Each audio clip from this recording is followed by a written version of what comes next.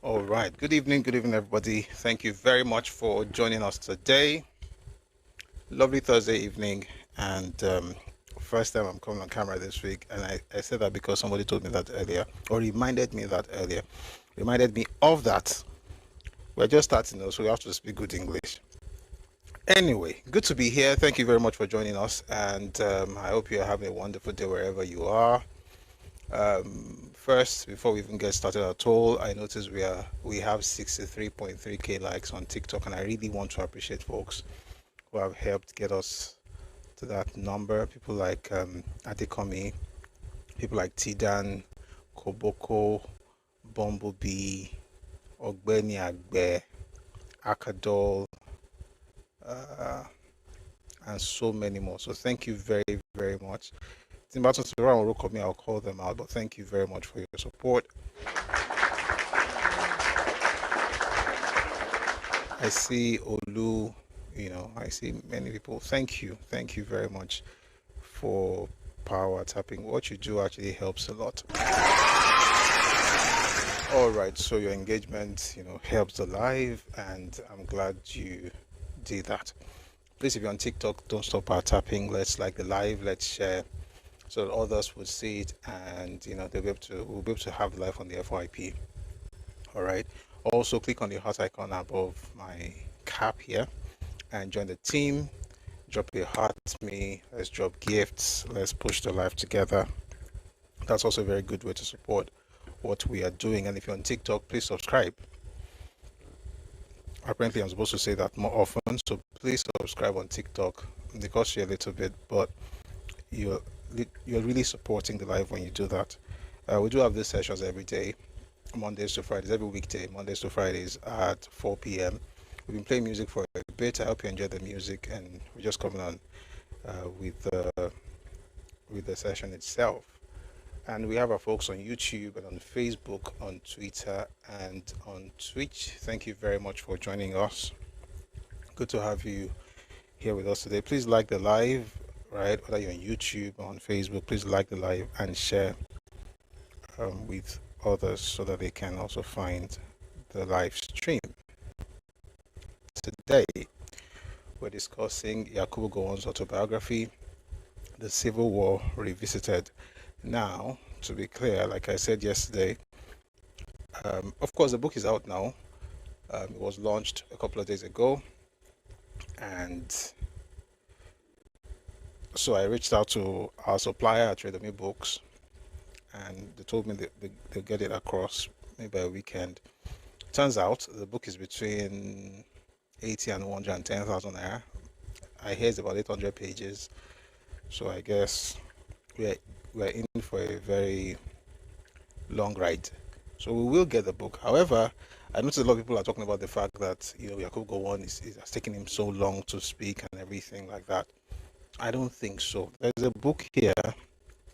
There's a book here that I don't know if people haven't heard about the book. I've read from it here a number of times.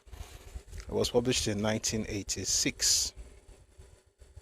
This book, Gowon, the biography of a soldier statesman, was published in 1986. That was 16 years after the war. It's his biography. Okay. The difference between this book and the new one is that this one is the biography. The new one is the autobiography. In other words, he wrote this one himself. This one was written by J. Isawa Eligo. So it's not like he hasn't said anything in the past, because when people say things like, oh, he hasn't said anything all these years, he's just bringing out a book now. He has said a lot of things. He has granted interviews, and he was very involved in the development of this book. It's actually a very, very good book. You have a lot of interviews. And we're going to read from this book today, by the way. I have a lot of interviews, that he granted. Some things that we did not know. I mean, some of the things I say, for instance, about the conversations between Gowon and Iransi, right, on the 16th, was it? No, on the 15th of January, early in the morning. The things I talk about from the perspective of Gowon is those things are from this book. Okay, and I always say that, that morning, if you want to really understand that morning, you have to read at least 3 books. You have to read this one, Yakubu Gowon's book J. Sawa Eligo's book titled Gowon. Maybe maybe we're going to have the same thing in the new book is published. I don't know yet. We're going to find something that will help to understand this in this one. You also have to read A Tragedy Without Heroes by Hilary M. Njoku, and then you'll have to read Reminiscences by David Ejo. Those three actually explain some of the things that happened. I mean, there are others like Nigeria's Five Majors by Bengbule. These books give you an idea of what happened that morning. So I said all of that to say that it's not like Gowon has never said anything about the war, about Nigerian history, his own perspective. He has said a lot. Okay, the only difference is that now he's writing by himself. Okay, so if you want to start, you can get this one. I think we have a few copies on Read Books, but the other one that he just published, let me look for the title. Is My Life something something something. The one that just came out will be available by weekend, so by next week we should be able to have it.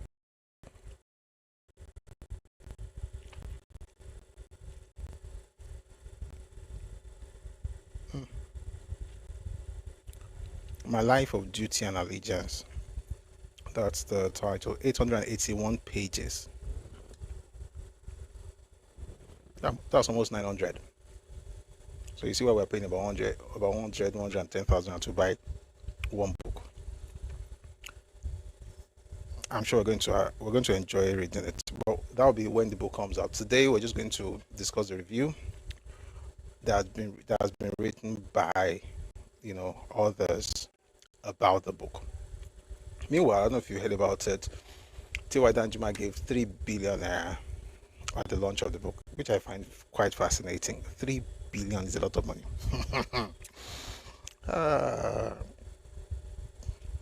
As I mentioned that amount now, I just thought about it. Imagine what I could do with 3 billion. Oh boy. Well, that's beautiful though. That's beautiful. Dangote dropped 500 million naira.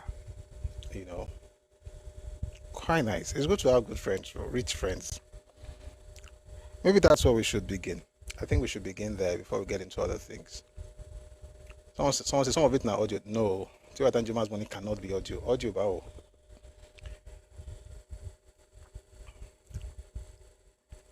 Audio, bao.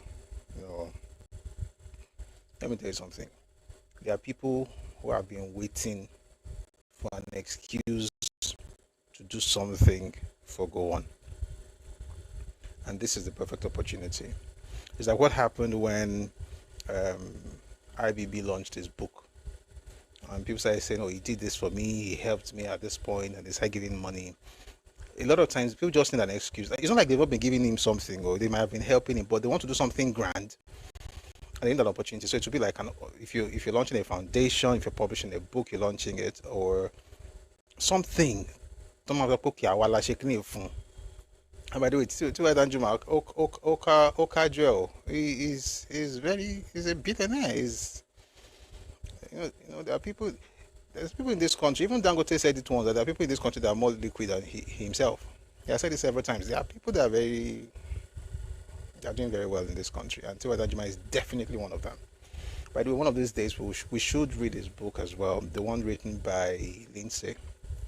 That's the man from the Caribbean. Koboko just asked the question, did T.Y. Danjuma write a book? No, he did not. But there's a biography on him, or a biography about him, that was written by a man from the Caribbean. His name is Lindsay.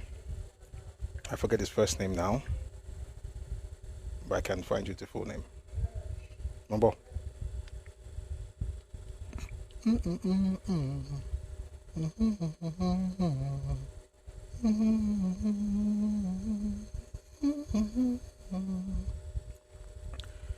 Femi,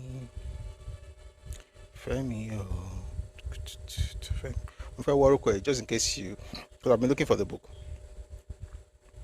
just in case you find it.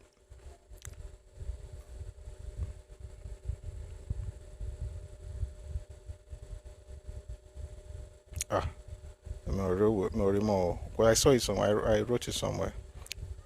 Lindsay Barrett. Yes, I found it. Lindsay Barrett. The Making of a General. Yeah, that was the biography. That was what he wrote, about Danjuma. And he was involved in the writing of the book. He even mentioned it in the interview granted to Guardian some years ago. So that's the only... No, not Barrett, sir. Lindsay Barrett. So Barrett. Yeah. So in case you find... I've been looking for it. I've searched all over. So if you find it, please let us know. Okay. So like I said, let's begin with this news of the donations. I think it's a good place to start, then we'll get into other things later. Theophilus Danjuma, former Minister of Defense, and Aliko Dangote, chairman of Dangote Group, donated 3 billion naira and 500 million naira respectively at the public presentation of the autobiography of Yakubu Gowon, former head of state. I'm reading from the cable. Danjuma donates 3 billion as Dangote gives 500 million naira at Gowon's autobiography launch. So, yeah. Abdul Samad Rabiu, president of Boa Group, also purchased copies of the book worth 25 million naira at the event, which was held at the Bola Ahmed Tinubu International Conference Center, Abuja, on Tuesday. Mansour Mohammed, the representative of Dangote, announced the purchase of 25 copies of the book for 500 million naira. Excuse me. Danjuma also directed the purchase and distribution of 12 copies of the book to the libraries of each of the 20 universities that are awarded Gowon honorary doctorate degrees. Vice President Kashim Shettima represented President Bola Tinubu at the unveiling of the 20-chapter memoir titled My Life of Duty and Allegiance, which drew top government officials, diplomats, and senior military officers. Matthew Kukah, the Catholic Bishop of Sokoto, reviewed the book, while Danjuma, who served as chief presenter, was represented by Martin Luther Aguai, a former chief of defense staff, CDS. Speaking at the event, Danjuma said Gowon, as Nigeria's head of state during one of the most turbulent periods in the history of the country, exhibited immense courage and sterling character in steering our beloved country from the brink of disintegration to a united, stable, and strong nation. The former defense minister said Gowon's well recognized. I'll say that again.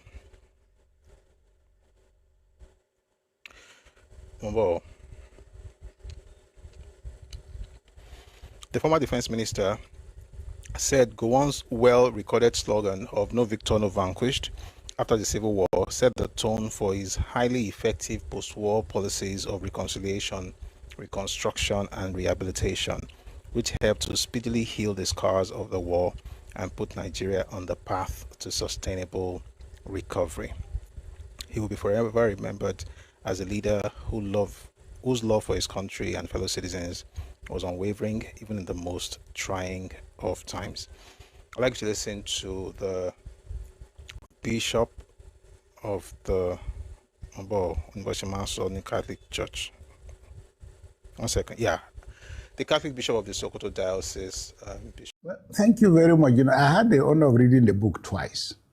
And like you rightly said, when you talk about truth, people say to get to the truth, you've got to hear both sides of the story. But very often, neither side is the truth. So you have my truth, you have your truth, and then you have their truth, which probably is caught up in some cracks somewhere. So there can't be a definitive story. All that General Gowon has done is to tell the story as he saw it. And of course, I think the most important thing, which I said at the beginning of the review, which is also at the beginning of the book, is that he makes the point that he's written the book from memory. Because when he went to Kampala, the coup was staged, he couldn't come back to Nigeria for 9 years. That means, and he said those who took over from him literally cleaned his table. And whatever other records he had, personal records that were in his house, they were in Bakori, and then they were also in his place in Wusasa. Those two places, his property, those properties got burnt. So he was literally writing from memory. So, and I think that the result is that he doesn't have the luxury to check and cross-check and facts. I mean, maybe I shouldn't say facts, but he doesn't have that luxury. So the result is that it's a book that is literally storytelling, but largely from the heart. My argument is that no book has any finality, and history has no finishing post. So it is the business and responsibility of others. It's a pity that Ojukwu is dead, for example. It's a pity that a lot of the key actors are not here with us, because their contestation, resetting those narratives would have been what will help us to get closer to what the real issue is. But it's a book that is largely written from the heart and written out of love. It's a book written from the heart and written out of love. I'm waiting to read that book myself, and I'll be glad to share my findings with you. It's important to say again that this is not the first book about General Yakubu Gowon. I said that earlier, but just in case you're just joining us, there's a book that was written about him in 1986, his biography by J. Sawelaigo, titled Gowon, The Biography of a Soldier Statesman. The difference between that one and this one is just the word auto. That was a biography. This one is an autobiography. So the difference essentially is that he's the one writing his own story. And we can't, yes, while I, of course, respect Bishop Hassan Kukah's view about the fact that some of the players are late, I mean, they also had opportunities to write their own stuff. For instance, the book here by Otumi Gojuko titled Because I'm Involved. And in that book, he did not mention anything about the war. That was his own choice. He didn't want to talk about it, and that's okay.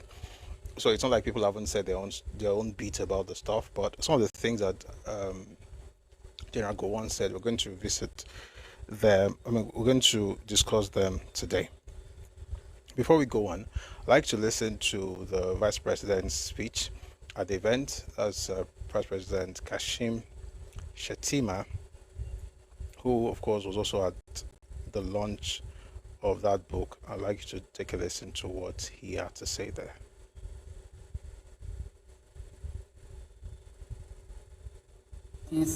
As then President of America, and the stakes were high.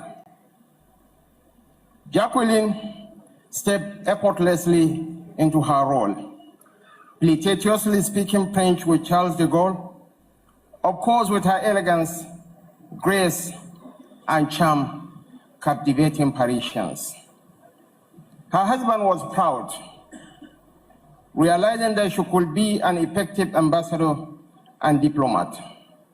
It was on this trip that he made the famous statement, "I am the man who accompanied Jacqueline Kennedy to Paris." As a young primary school pupil in Maiduguri, when General Yakubu Gowon paid a state visit to the then Northeast, we all lined up, not to see him, but to see his elegant, beautiful First Lady, Field Marshal Victoria Gowon. Since her exit, that role became famous only with the late Mariam Babangida. And of course, seated here is one of the most colorful and famous First Ladies of Nigeria, Dame Patience Jonathan. Our celebrant, elder statesman, the last man standing, former head of state of the Federal Republic of Nigeria, General Yakubu Gowon. Nigerians flooded the world. All right. I'd like to listen to a couple more clips before we read some of the things that he talked about in that book. So first, I'd like to play the speech by former President Goodluck Jonathan at the event. Of course, the event, of course, is the launch of General Gowon's autobiography. Take a listen, please. Today's event is not merely the unveiling of a book. It is the presentation of a living testimony. It is the reflections of a leader who stood at the center of some of the defining moments in our national journey. General Gowon's autobiography offers not only a personal account of military service and leadership, but also valuable insights into the challenges of nationhood, reconciliation, peace building, and statesmanship. General Gowon assumed leadership at a particularly turbulent period in Nigeria's history. Of course, so many people could be good leaders when the environment is okay. It's when you have challenges that you can distinguish the men from the boys. So General Gowon, at a very young age, led this country when we had a major civil war that is still haunting us till today. The years of the Civil War from 1967 to 1970 remain among the most painful chapters of our national experience. Yet, history also records his commitment to the preservation of national unity, and perhaps most importantly, his magnanimity at the end of this conflict, embodied in the enduring declaration of no victor, no vanquished. That philosophy laid the foundation for healing, reconstruction, and reintegration at a time when bitterness and division could easily have prevailed. And of course, we all remember General Gowon. Every leader, if anybody who has the opportunity to become the president of a country, will be remembered from one thing or the other. But there are two key things that we remember leaders: policies that endure, policies that reform society, policies that change things. Then, of course, major infrastructure. But policies are number one. I will not bore you.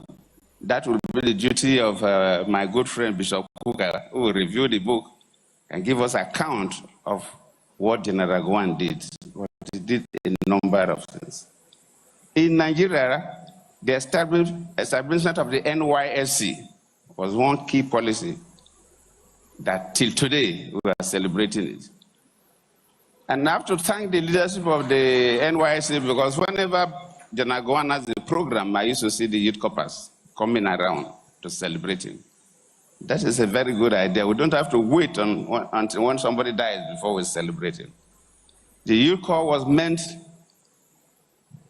to reconfigure our nation, reorientate our young people so we begin to live as one Nigeria.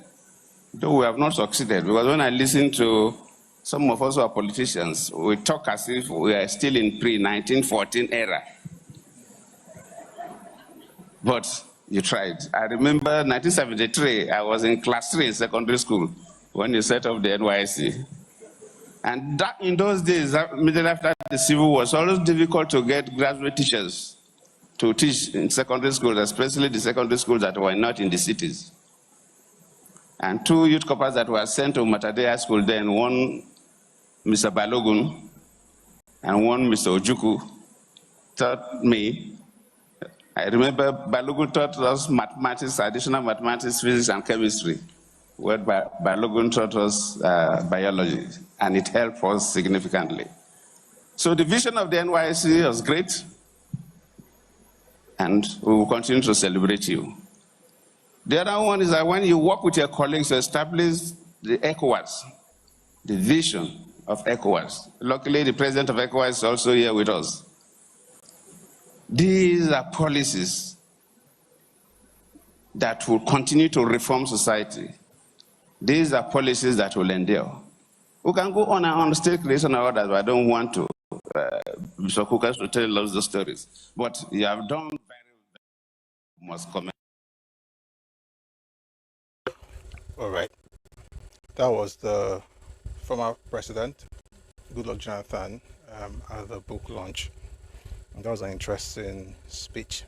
Now, I want to listen to the writer himself, the author of the book, and then we'll get into some of the things he actually talked about in the book. All right.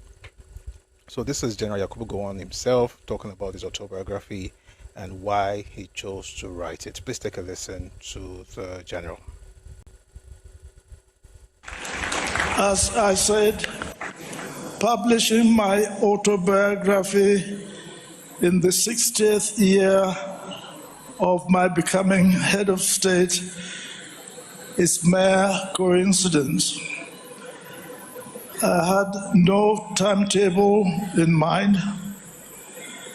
Over several years, several individuals tried their best to persuade me to write to end the growing spate of misinformation and disinformation on me in national conversations. More pressure was mounted when rumors of my death gained ground, not once, but many times, I think up to 4 times so far. I wonder how many more will be done. As you can attest today, these reports, to paraphrase the writer Mark Twain, were over-exaggerated. When I eventually decided to write, I was clear that I only needed to tell my truth, not join issues with anyone or sit in judgment over what might be considered right or wrong. I chose this path over my former stance to maintain silence, conscious of the need to preserve institutional memory through a truthful documentation of my experience. Speaking out also became necessary because my story and that of Nigeria were too intertwined.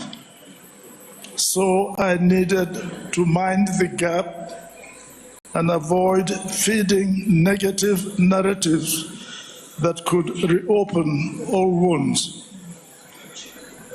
My life of duty and allegiance is the result of strong collaborative efforts based on my lifelong recollections, the dedication of my research team that comprised my former press secretary, Elder Moses Ihonde, and the hard-working, bold-headed young man Dotun Adekombi, as well as the commitment of the publishers, the Havila Group, led by Abel Akogun Landre Adesue.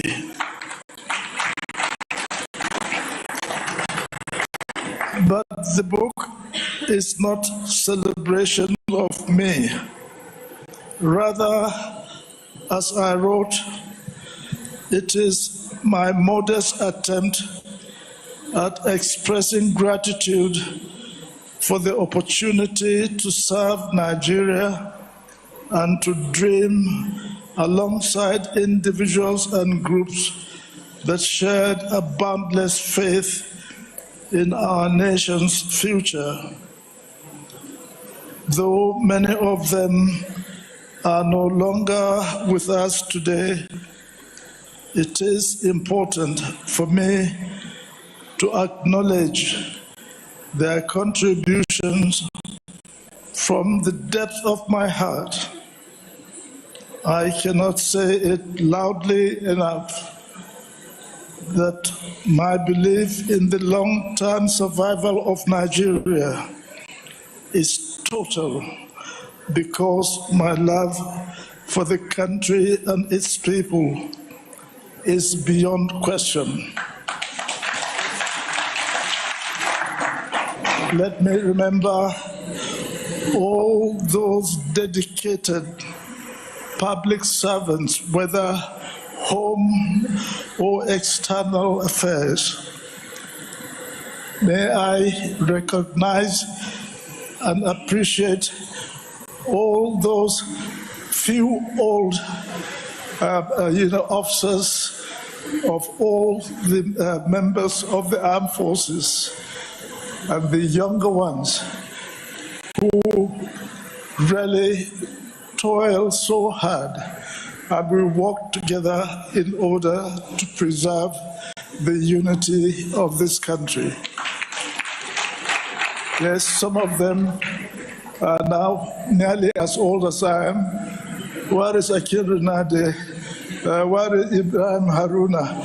You remembered our in a battle, furniture battle, telephone battle? Honestly, and I remember also all the, our natural rulers throughout the country.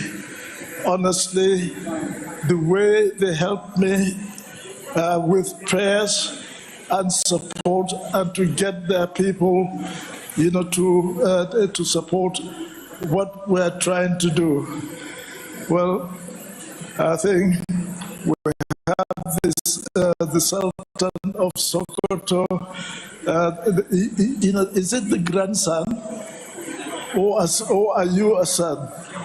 Yeah. Of Sir Abubakar III, the Sultan of Sokoto. I can assure you, he had a very big effort to make sure that he really ensured there is peace. There is peace in the country, especially with the death, of his cousin, the Sultan of Sokoto. And I know the way he came to Lagos on a number of occasions in order to sue for peace so that Nigeria can continue. I remember that very dearly. Yes, honestly, I'm proud of all those who served with me at that time from 1966 to 1975, of all ages, and all the Nigerians also that really gave me the support. It is Nigerians that told me, when I read in the pages of newspaper, that, do you know the meaning of Gowon? I said, meaning of Gowon? Well, I know the meaning of Gowon, but what is it? So I read from that newspaper. I don't know whether it was Herald in a newspaper, but when I read the Observer, when I read that paper, and I saw that it says, the meaning of Gowon is go on with one Nigeria, I was surprised. I said, so that is that I should go on with one Nigeria. So it gave me it gave me further courage to make sure that, yes, that is what I will do. And I will ask all Nigerians to help me do that. And I can assure you, all Nigerians, that is all part of the country, rallied round. And this is where I want to remember one young man, Ukpabi Asika, a university lecturer. When I was looking for somebody that will now help me to look after the East, at that time. So I asked Obasanjo to please, contact some of the senior lecturers at the University of Ibadan, to find me somebody that I think is brave enough, to be able to accept to be either the governor or administrator in the East. And this is where, he did his best. I think he contacted Professor Ajayi and I think a number of others, at the University of Ibadan. And they got one young man called Ukpabi Asika. And when he came to see me, I said to him, this is a task that I will not, if you are my brother, I will advise you not to take this, this suggestion. But from all that I heard from that young man, well, he was probably about the same age. What I heard of him, I was convinced that he has the courage, he has a belief and love for Nigeria, and certainly does not want the East to break away from Nigeria. And he accepted. And I can assure you, for what he did to look after the Eastern region at that time, for what he did, I was really very touched. And for that reason, we cannot afford to do anything that is going to harm or hurt, or leave a bad impression, from the East. So it's a very long speech, and I'm glad you were patient enough to listen to more than 11 minutes. It's still going to almost 16 minutes. But like the last bit, I like everything he said, particularly the last bit where he mentioned Autobiography. And I was talking about him a couple of days ago when someone was saying that Nigeria neglected, Igbo land after the war. Someone mentioned it in the comment section. We're going to talk about that much later. But it's quite interesting that, like I said, when you want to study Nigeria's history, you've got to, stretch yourself a bit to make sure that you're not just looking at one book, you're studying different books. So for instance, what he said about Autobiography, you will find it in my command. As a matter of fact, you'll find it in the biography that is How I Like Go wrote in 86 and published in 86, right? That's Gowon, the biography of a soldier statesman by J. Samuel Ligo. You also find it in My Command by Olusegun Obasanjo. And one of the beautiful things I like about history is when two people are saying something or talking about an event and there's congruence or there's agreement. It makes you know that, okay, there's truth in what they're saying. And that's the best way to read. A lot of people, for instance, I see in the comment section, someone is saying that Igbos were raining curses on Gowon. I'm just reading a few comments here. Koboko says, Akin Wakin says, you need to see the curses rained upon him online from the excerpts he released about Ojukwu. I'm going to read some of those excerpts today.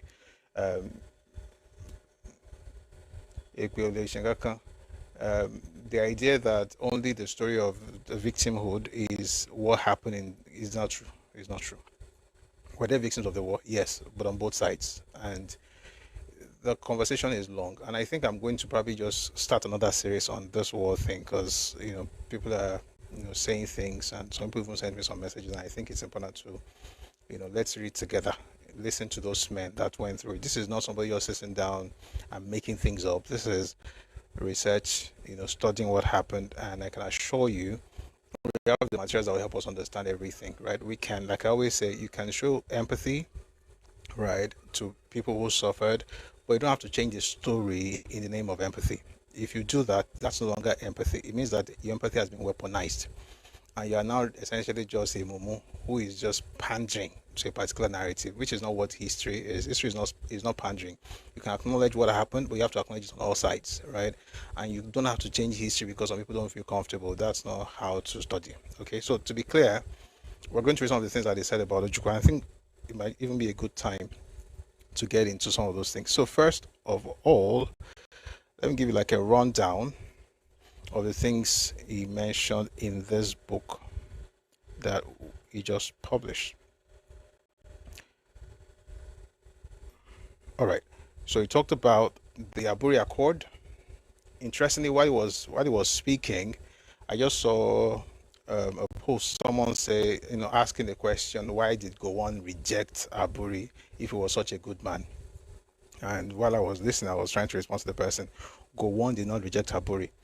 And I know we've talked about it before.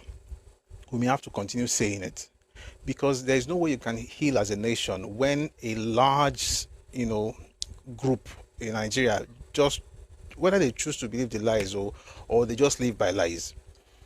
But for the umpteenth time, let me state clearly, Gowon did not reject Aburi. As a matter of fact, Gowon did everything humanly possible and I dare say I don't know another human who would do what Gowon did with the draft decree of decree number 8 of March 17, 1967. I don't know any human being that would reduce himself for the sake of the country. I'm sure they exist. Maybe you are one of them. But to be clear, because it's important to give honor to whom honor is due, right? I don't know anybody that will cut himself to size just because.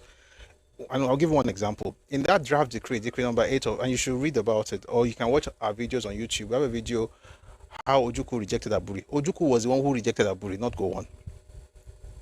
Decree number 8, and you can read up on this, decree number 8 of March 17, 1967. When that decree, one of the things I want to say about the decree was that with Ironsi was the supreme commander. In other words, the powers were vested in him as an individual. And that makes sense because it was a military commander and it was using unitary whatever. What Gowon did was to take power away from himself as an individual to the SMC, the Supreme Military Council. And in that council, you have the 4 governors of the regions.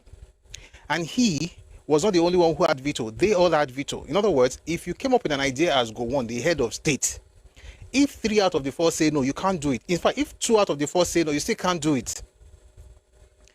You have to find a way to get at least 3 people. No. If 2 people support you, you'll be able to go ahead, most likely. But you can't just say, I am the head of state, I have said this. They have to vote. So what you would really want to have is to have at least 2 to 3 people, 2 to 3 governors, I meant to say, 2 to 3 governors supporting your stance as the head of state in order to make any progress. That was what he considered. It's in the draft decree. And if you want to know where to read it, please read this book. The Struggle for Secession by N.U. Akpan and Tragedy Without Heroes by Hilary M. Joko. Every single thing was documented. So we're not making things of all those things of my father said, we don't know your father. It's not about what your dad said or what anybody said. It's about what is written, and not just because it's written, by the way, because people also write nonsense sometimes, but what you can fact check. Like, it's written, but you can also check other places to be sure that what's written is correct. All right. So that's why I'm quoting, those sources. So check those things out. Gowon did not reject Aburi. It was actually Ojukwu who, with all that Gowon did, as a matter of fact, if you read N.U. Akpan's book, he claimed that decree number 8 contained 95% of Aburi Accord. But when Hilary Njoku was going to write his own book, he said he had a meeting, and we're going to go into it some other time, maybe not today, but he said he had a meeting with Ojukwu. That morning before Ojukwu arrived at the office, he was talking with Ojukwu's private secretary, who happens to be a lawyer. His name was Don Egbe. Don Egbe told Hilary Njoku that he had read the decree, and the draft decree contained 98% of what they wanted in Aburi. And I did a lot of work to know what is the 2% that was not there. When I found it, I was like, really? What was the 2%? Secession.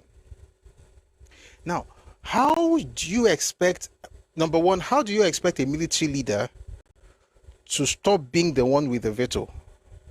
How? No sane person would expect that. But guess what? He was willing to relinquish that. Then he created something similar to like a confederacy, where the region still had a form of, to a large extent, a form of autonomy. You're also going to have area command in all the regions. So you have soldiers in your region who most likely will be from your own space, like that's the region of origin. You had area command. You had just about everything. But there was you couldn't just secede and things like that. And Ojukwu was just moved by his own ambition. And to know why I keep saying that Biafra is not a project of the Southeast or the project of Igbo people. It was Ojukwu's project. Because back in 1966, 7th of June 1966, Ojukwu was already talking about how he wanted to become head of state. Where are you going to find out? This one, you're going to get it for free. The book is called Ojukwu's Rebellion and World Opinion by Nebo Graham Douglas. When you say June 66, this was a few days after the crisis in the North. The crisis in the North was May 29, 1966. Then on or before 7th of June, that's how Graham Douglas puts it. on or before 7th of June 66, Ojukwu was already talking about how he wanted to lead Nigeria because he didn't even think that Ironsi was doing a good job. Ironsi was already head of state at the time. He was already looking forward to having his own nation or his own country. So the idea that it was the war, it was something that happened in the north, that even happened much later. But we'll have to have sessions on those things. Just to say that Iroti Poju Nigeria, and while it's important, and this is why it's difficult to even acknowledge excuse me, this is why it's difficult to, let me say it this way. When you read Nigeria's history to a particular point, when the person comes to you with the same sick, tired victim narrative, you don't even care if the person is a victim. Why? Because you know that the victimhood is weaponized. Right? In other words, you can talk about the victim or the experiences of the victim from a place of empathy, or you can get sucked into the narrative till you become like a tool in the hands of the person because they are wielding the narrative as a weapon. And that's what has happened for the most part, right? So let's get back to this. We're going to have sessions to discuss all those things I just mentioned, with time. Again, there's nobody fighting anybody, nobody hates anybody. It's just that we don't feel they carry that because you want to make people feel comfortable around you. That's not how to grow a country. That's not how to build a country. In that book, he talked about the Aburi Accord. He talked about the abandoned property policy after the war. We have had sessions on that as well. We will do it again. He talked about the seizure and limitation of Biafran bank savings. We've talked about that as well. We'll do it again. We may even mention some of it today when we respond to the video, when we are reacting to the video that I've been talking about for a bit. Then he talked about wartime starvation and blockade policies. He also talked about allegations of atrocities committed during the conflict. So those are some of the things you will find in that memoir. All right, I'll read some things from the cable and then we'll read some excerpts in a bit. We have not even gotten to the news yet.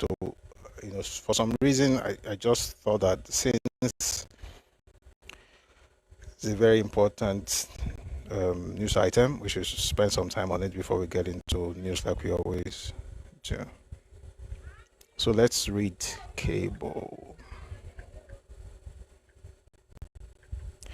By the way, if those people that are writing in the comment section that they are cursing Gowon, number one, your curses cannot do anything. The man is in his 90s. There's nothing you want to do. He was 31 when he became head of state 60 years ago. August 1 of this year will make it 60 years when he became head of state. Okay, he has lived a long, fulfilled, rich, beautiful life. Of course, like every other old man, he will have things he wished, whatever. But the point is, he has lived a full life. If you curse him now, your curses are just coming on your own head. And by the way, I don't even know how people are just so angry and so full of bile that the person cannot say anything contrary to your own opinions. You have to curse them out. It shows that you're not thinking. And I've said it several times. Gowon is heads and shoulders above most leaders in this country. And there are two things. I've said it the other day. I'm going to mention it much later. But there are two things, right, that I hold against him. But even then, I can't even say I hold against him. Let me put it this way. There are two things that, I hold against him. But I don't hold against him as like judge him over those things. Okay, I'm not judging him over those two things, but I wish he didn't do those things. But then I also remember that he was 31. Many of us here are not even in our 30s or 40s. So you have to be very, very gracious when you judge or you pass judgment on a person like that. 31. He started fighting around his 31st, 32nd birthday, 1967. He was a young man. Two things. I'll talk about that later. And please remind me in the comment section. I'll talk about those two things. And I wish he didn't do it. But he did it because of his beautiful heart. He was the son of a minister, of a Christian minister. So I think that also played a role. Interestingly, Ojukwu himself acknowledged that. Ojukwu had said in 1967 that He said in 66, then he repeated in 67. But this was even before Aburi, so it was 66. It was 66. He said that Gowon will not go to war because he's a Christian. You know, Ojukwu had this very interesting thing about him. Is this assumption that the world revolved around him, which is ridiculous. So you just sit down like, Kodeja, she'll be Christian. You find this in the book by Graham Douglas. She'll be Christian. He's not going to go to war because he's a Christian. It's quite ridiculous, actually. I might as well say the two things. I'll go deeper later, but two things. Number one, no victor, no vanquished. There's nothing like that. There's nothing so-called. That thing does not bring peace. It creates victims. When you say no victor, no vanquished, what you have done, you have created victims. In every war, unless it's a stalemate, there's a victor, there's a vanquished. And both have to know exactly who they are. And acknowledging the victor does not mean you are disempowering or you are disenfranchising or you are hating the vanquished. I'm Yoruba. In our history, we've had experiences of wars where you had a clear winner and a clear loser, right? But the winner doesn't have a winner takes all mentality. And I've used the example of Ife several times. We go back 10th century AD, you know, during the change of orders. I mean, that's a centralized city-state in Ife. What happened was the person who won, Oduduwa side, we know. The ones who lost, Obatala, we know. But what I like about that, what I like about that period in our history, is that the winner did not say, everybody will lose, come out. Now me own this place. Everybody get out. Who own Lagos?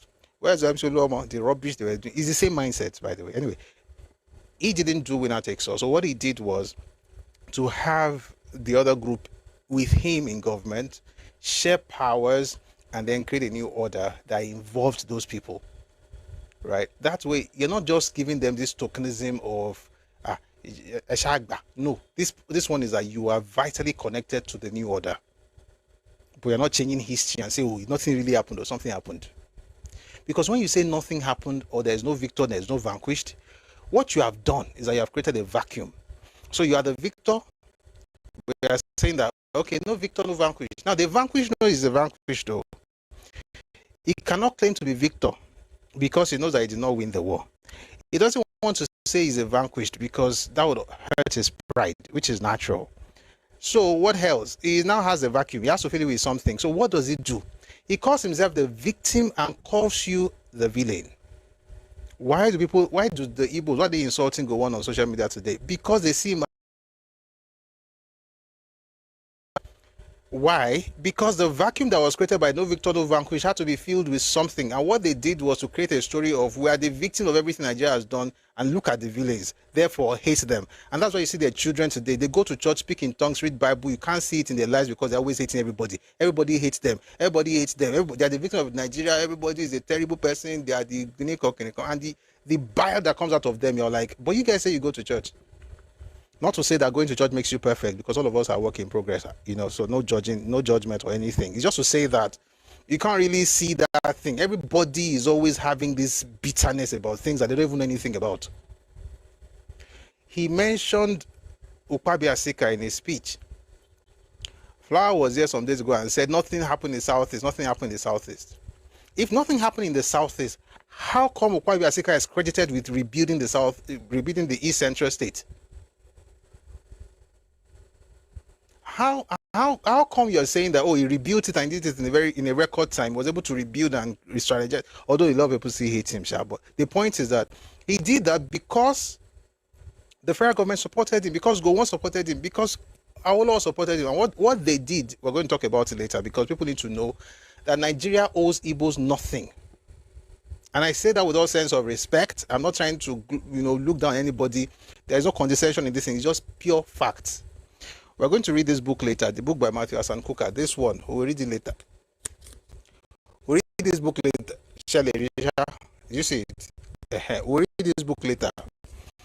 You will see the things that they were asking for at the Puta panel. And children are still asking for it today. Interestingly, Hassan Kukah was one who spoke earlier, talking about the book written by Gowon. Nobody is going to gaslight us in this country.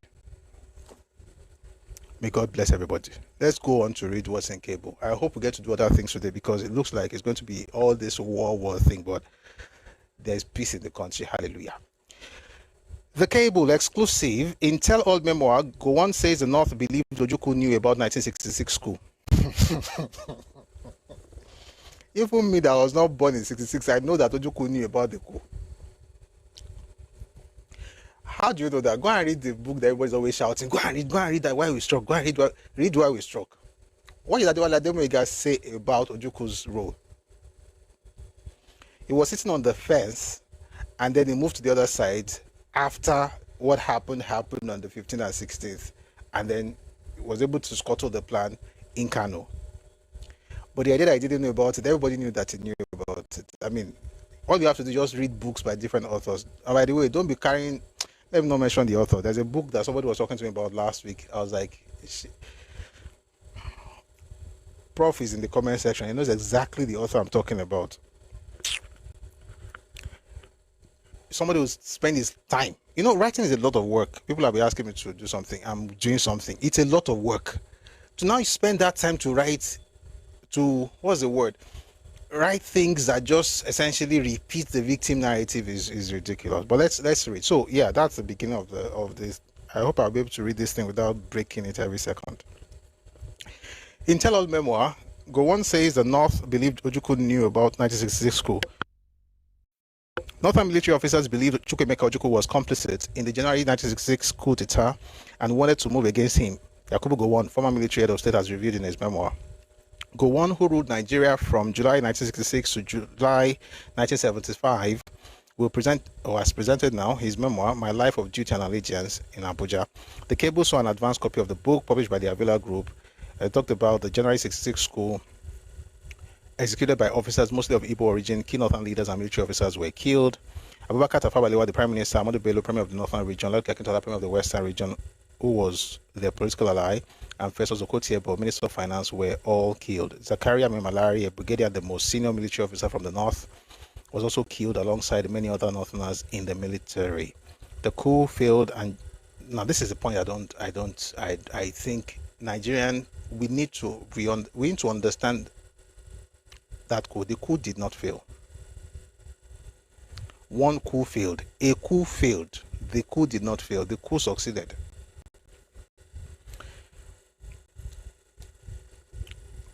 Story for another day. Here they say the coup failed and Johnson Aguiyi-Ironsi, a major general of the army staff, became the head of state. Again, I'm saying this, the coup did not fail. A coup failed, and the coup that failed was a revolutionary coup. That one that was spearheaded by folks like Adewale Ademoyega and Chukwuma Nzogu, that one failed.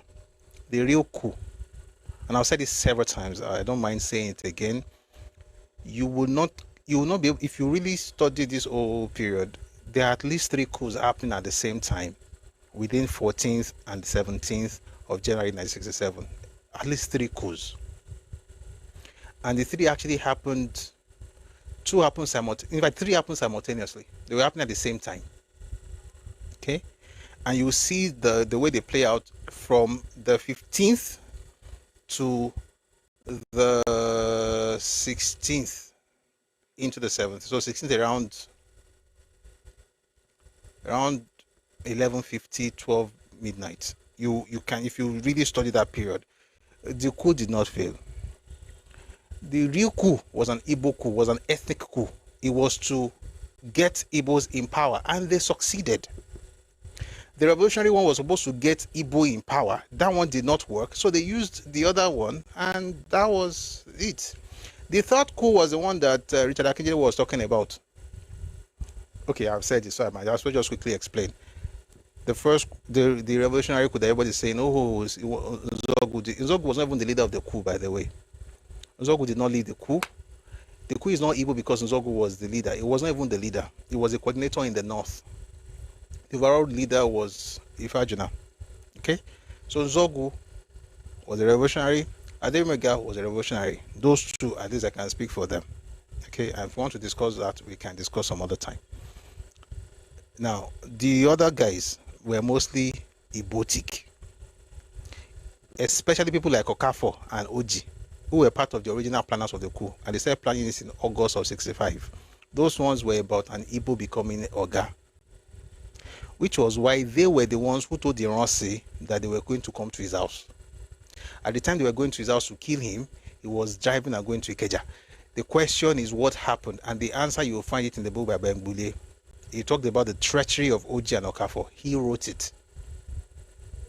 And you also find the same the funny attitude of Okafor in the book by Adewale Ademoyiga, Why We Struck. So this idea that one Kinikan failed, did not fail. That one failed because of what happened after Nzogu's coup.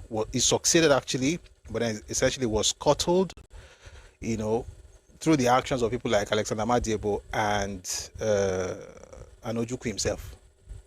Okay, in Lagos it failed because of people like Obienu.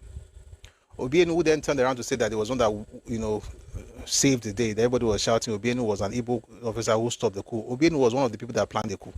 He was supposed to bring in transport from Abeokuta. He just did not bring it in. The next skinny, he now came and said, they have failed the coup. He was literally part of them. It's just a very funny story.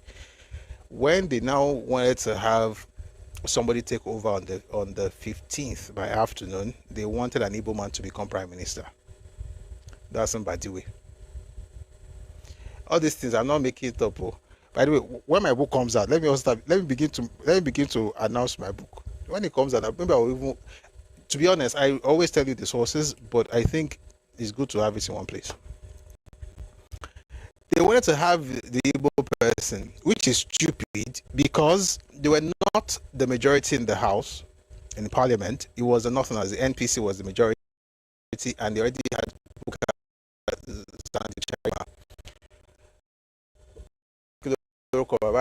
The Senate president at the time was the acting president. One for reason refused to swear him in. The president was conveniently out of Nigeria. That story about Abaloro. So that was a coup. The other coup was what happened when the ethnic guys now took over everything. In other words, if this civilian would not be allowed to become head of state, then Iransi took over. And when they were asking him, he said the boys told him that he should take it over. The third one is the one that Akinjide was talking about when he said that when they came in, contrary to what Orizu said in the broadcast, that it was the ministers who were handing power over to him, that no, the man literally came in telling them that they had to be, they could do this like gentlemen or do the other way because the entire place was surrounded by soldiers and they were going to take power from them. And he called that a coup. All of that to say that the idea of the coup failing is not true as far as Nigerian history is concerned. A coup failed. In fact, one coup failed, but two coups succeeded, depending on your perspective. And Iransi knew about the coup. Iransi knew exactly what they were going to do. He didn't know everything, but he knew enough to know what he had to do. Whatever happened, he knew what he had to do. He knew what he had to do because, number one, he knew to leave the house when they were coming to kill him. He knew to leave Ikoyi and drive all the way to Ikeja. He knew to go to one of Orizu's house and have a 40-minute conversation with him. He knew to inform Zik, because there is no way on earth that Zik did not know what they were doing, and Zik was announcing to the world before Nigerians even heard what happened. I saw this news report on social media earlier today when someone wrote on Facebook that Zik gave an announcement, the day after the coup. That's not true. Zik gave the announcement the very day of the coup. Zik even gave the announcement on the evening of the 15th was when Zik gave the announcement. Meanwhile, the rest of Nigeria was hearing the news at 11:50 p.m. Zik already told the UK what was happening in Nigeria before we even heard. And in Zik's speech, he already called Iransi the Grand Commanding Officer of Nigerian Armed Forces or something like that, of the Armed Forces, rather than what his title was, which was of the Nigerian Army. So Zik already gave him the title, should I use the word, installed him in his speech before we even heard about it in the country. Okay? He knew what he had to do because when it was time to move and say we're going to take power, he knew exactly what to do with the what's it called now? With the cabinet members, with the civilians. He knew what to say when all of them gathered, he knew what to tell them to say that they're going to, when they asked him that, oh, but the British want to support us, he told them that it was too late. How can it be too late on Sunday when the coup happened on Saturday? And they told you that they were going to get they were going to get British help on that same Saturday. But in order to get the help of the British, they needed to have Deep Charima sworn in. And the Igbo Senate president said no, that they wanted an Igbo prime minister. You know, if you read Nigeria's history, all these people that are always crying at their victims, if they know what their fathers did, let all of us just be loving the Lord, you know, doing well. May God bless all of us. It is well with everybody. Let's just be doing like this. Because, you know, this, and by the way, what the younger people are doing right now, I hope we're able to have the conversation like I'm having it, so that we can all discuss it with, you know, it will be nudie, like we'll do it jelenkeli, whatever that means in English. You know, we'll do it intellectually, we'll have the conversation and all of those things. Because if not, people are going to hear what really happened from about what their fathers did, and they will hate their parents forever. In fact, I hate their parents forever. You see, the little pity you get from people when you say what they did to me, you learn as well. Because they'll be like, wait, is this what they did? Let's continue. See from the cable, Ojukwu rejected my friendship. The reverberations from the failed coup led to the counter coup of July 1966, in which Aguiyi Rossi was killed. Gowon, then a lieutenant colonel army chief, was made the head of state after the counter coup led by northern officers. By the way, you see how they don't mind saying northern officers, and there was a northern coup. We say it was the counter coup was a northern coup. Nobody cries about it. Just mention that January coup was an Igbo coup, and then you see the tears flowing like River Niger. But guess what? May it continue to flow. Ojukwu, a colonel who was then the governor of the now defunct Eastern region, refused to accept Gowon's leadership, insisting that the most senior army officer, Babafemi Ogundipe, a brigadier, should have been appointed to the position. I'll pause to explain. Ojukwu's stance here is absolute nonsense, and I say that without fear of favor. It's absolute rubbish. Number one, when coups happen, they don't follow the hierarchy, right? The established hierarchy or the established order. It's a coup. It's not promotion, right? So the idea that Babafemi Ogundipe should automatically become the head of state, because it's senseless. The question, the point is, was he involved in the coup? No. Did he plan with them? No. Did they owe him that? No. Was there any coup in Nigeria that was executed where people just say, you know what, let's use the opportunity to promote the Oga? No. It was a choice of the coupists. If they plotted the coup and they thought you were necessary or you were important to them, they could involve you and then put you there. But they did that because you are the next in command, then therefore you must go there. He wasn't fighting for Babafemi Ogundipe, he was fighting for his own ego. And by the way, just to be clear, Ojukwu was in Enugu when he heard about what was happening in Ibadan on July 29, 1966, when Ironsi was unalived with Adekunle Fajri. By the way, somehow Yoruba people always caught in the crosshairs. I guess we are too magnanimous. Anyway, he was in Enugu. He ran away from the state house. Ojukwu ran away from the state house to the Nigerian police headquarters. Then he ran from the Nigerian police headquarters, ran 69 miles to Onitsha. It was while he was hiding in Onitsha that he took his phone and called Babafemi Ogundipe and told Ogundipe that the East was behind him. That's the person who is now telling Gowon that he should have become the Kiniko. It's just nonsense. Ojukwu did not care about hierarchy. He just cared about his own ego. He didn't want to bow to the person. But it was a coup. And nobody cared. The mistake they made in that coup was that they should have retired Ojukwu. In fact, they should have removed him. Which is why Igbo should be glad. Because if the person who became head of state was actually the one who planned that coup, and that's Murtala Muhammad, don't be waiting with the talk. He go remove Ojukwu sharp. Jesus is Lord. He go on and say, they would have removed him. Gowon was a lieutenant colonel 2 ranks below Ogundipe when he assumed office as head of state. John Way, Commodore, and Adeyinka Adebayo, colonel, were also senior to Gowon, and he was promoted to major general and later full-star general within 1 year. The case of Brigadier Babafemi Ogundipe, this is Gowon writing. The case of Brigadier Babafemi Ogundipe was, however, not as straightforward because the course of the coup had made it obvious that he could no longer function effectively in the command and control structure of the Nigerian Army and the armed forces. With the concurrence of the UK government, he was appointed Nigeria's High Commissioner to the UK, Gowon wrote. Okay, Ogundipe had to leave because the Northerners were not going to listen to him. Do I blame them? They organized the coup. It was a coup. And when he told them to do something, they said no. What should they do? Be saying, I hold power. Meanwhile, the person is shouting, which is why some of these children are always going to, some of the Igbo people are always going to say, Yoruba people like this, Yoruba people like that, because Ogundipe did this. Your father was hiding behind cupboard and was telling Ogundipe that he should stand strong. The East was behind him. Why hiding? Well done. Ojukwu refused my offer of friendship. By extension, he willfully refused to recognize my leadership. He felt that the normal protocol of seniority in service should have been upheld in selecting General Ironsi's successor under the new administration, regardless of the circumstances by which I assumed power. Admiral Wei effectively persuaded former Supreme Military Council members to take cognizance of the situation and support my leadership, highlighting my ability to command respect from junior officers and my willingness to lead during a difficult time. Again, when the book comes, when we get the book, we're going to read part of this stuff. But let's read another thing that they talked about. I think we're already doing what we're waiting to do. Okay? Just reading bits and pieces. Let me read something that it says about our war.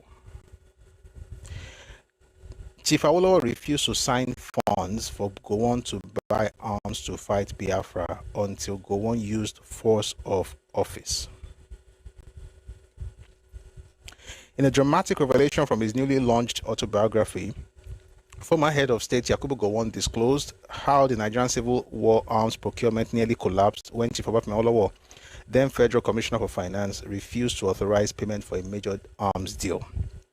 According to Gowon, he was aghast at the stance and told Awolowo at the Federal Executive Council meeting, "I'm afraid I'll want to use my powers and authority as head of state and head of government to give any department the order to do what is required." End of quote.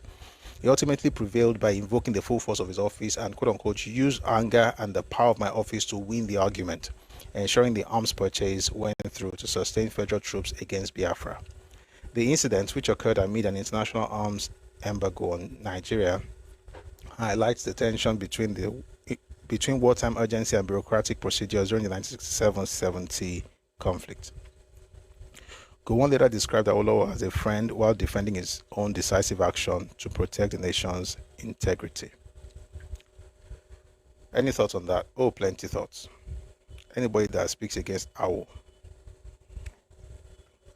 as far as Awo is concerned, he's not a thinking person. Oh, but anybody can speak against it? Nobody.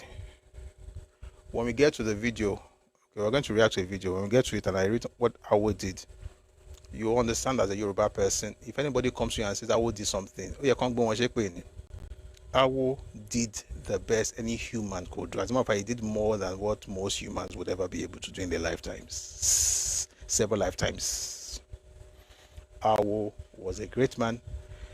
If he was talking to the head of state and is refusing to even approve, funds to buy arms and ammunition, is it the demon that they're saying it was? And the one who eventually used force to get the money wasn't even a bad man. He needed to protect the integrity of this country.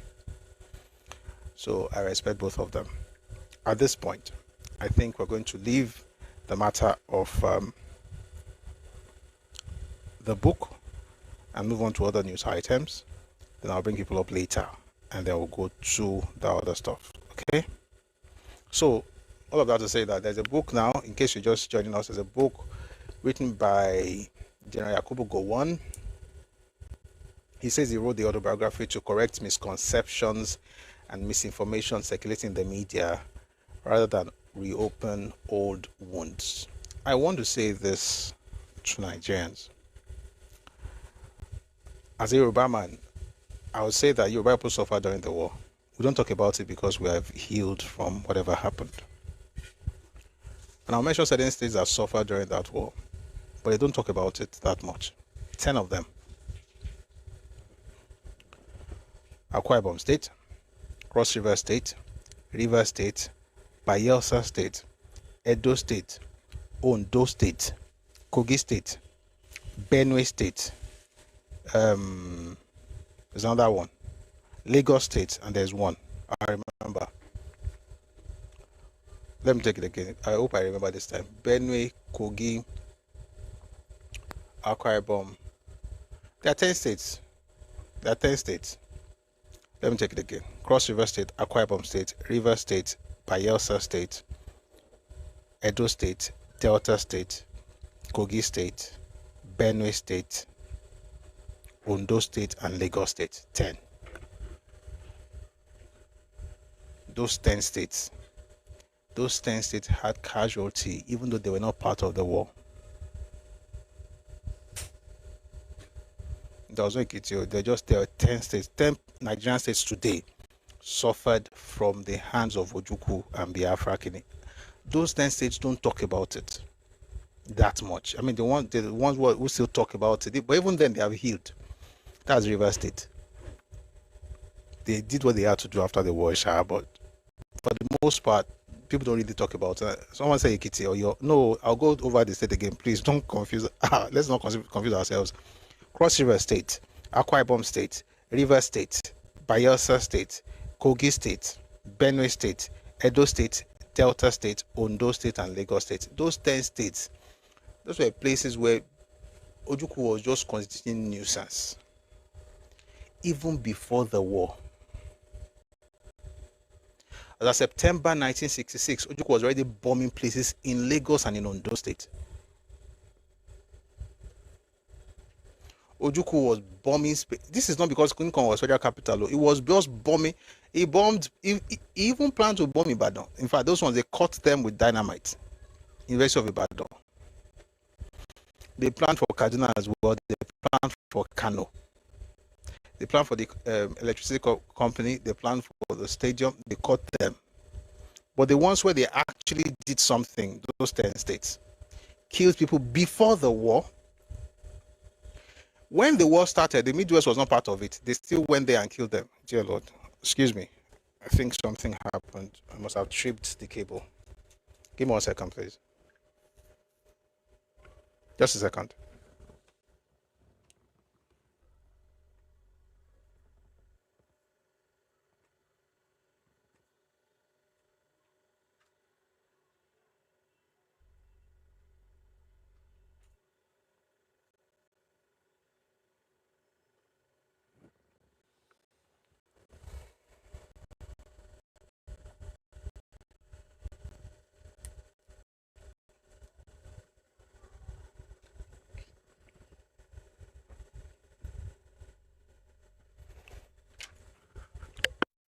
Thank you for staying tuned. Those states suffered casualty, and it wasn't because anybody was trying. It was because Ojukwu was just killing people. Instead of Biafra, all those Biafra, Kiniko. They did this in Lagos. They bombed Ore Bridge. This is not about the war. This was in September 1966. This was before Aburi Accord. Aburi Accord was January 4 and 5, 1967. Before then, he had bombed Casino, he had bombed Federal Palace Hotel in Lagos, bombed Ore Bridge. And before the war in July, I entered Benue State, killed people. And when they went to the Midwest, they killed people in Delta State, in Warri, in Sapele, in Ugeli. They went to Benin, killed people, killed Northerners, killed Yoruba people. They went to Siomo River, killed people, created concentration camps in other people's lands. In Edo State, in River State, in Bayelsa, moved all the way into Okene, in Kogi State, kill people there to do, and then you'll be crying. See what they did to me. Let's just leave the matter. The point is, we should know our history. We should heal. Those 10 states. So as Yoruba man, for instance, we lost a lot of people during the war. The 3MCDO had a lot of Yoruba soldiers. 3MCD, by the way, means 3rd Marine Commando Division. A lot of Yoruba people, and we lost a lot of men. You don't see us bickering and bitching about it. It was a war. Which is why people should be very careful when they say things like, let us fight, let there be war. You don't need that. War is war. It's war. It's not talking Tekeji 10. It's war. People think war is PlayStation. It's war. We went there as matured people. We lost people and it pained us. But guess what? It was a war. You started something though. You know what? Let me just leave the matter. When we play the video, I'm going to respond to everything I want to say right now because you understand the context. Why I'm talking like this when you listen to that video. If I don't play that video, it will feel as if you'll probably be wondering, we're done with the book. Why are you talking about it like this? But once you watch that video, if you're not angry after watching that video, they will talk. You'll probably be angrier than me right now when we watch the video, but that will be much later. When we listen to it, that will be much later. Let's quickly get to the news, and we'll go to other things much later. All right, Eka Sheriwale. Sheriwale means we're coming home. Some things happened in the West, Yoruba land. Terrible things happened a couple of days ago, and we had a session about it where we had conversations, and interestingly, someone actually reached out afterwards. That's why I said we don't even know I have an idea who listens, but you can never really be certain. Somebody reached out.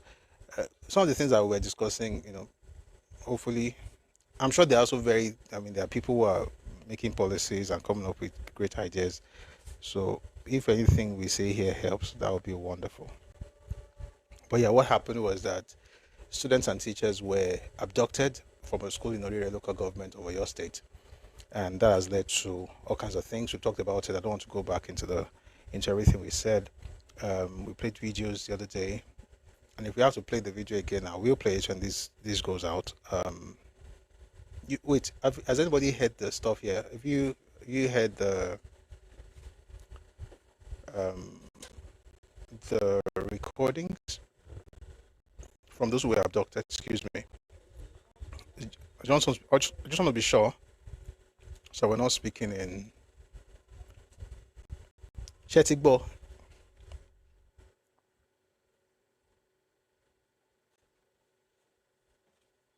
Okay, so I'll just tell you what happened. So of course, teachers and students were kidnapped, and a teacher was killed. The Islamic teacher was killed. Someone said not yet. Really? Okay, let me find you that video just to have you listen to some of the people that were taken and how they, called out for help. Interestingly, we had like a fruitful session. I think it was on Monday. Yeah, it was on Monday, and we discussed things from different perspectives. I'm going to find you that video so that we are all on the same page as we go deeper into the conversation. Give me a second, please. I actually thought everybody must have heard it because we played it a couple of times on Monday, but it's a new day, I guess. Okay, you know what? Let's search. Number.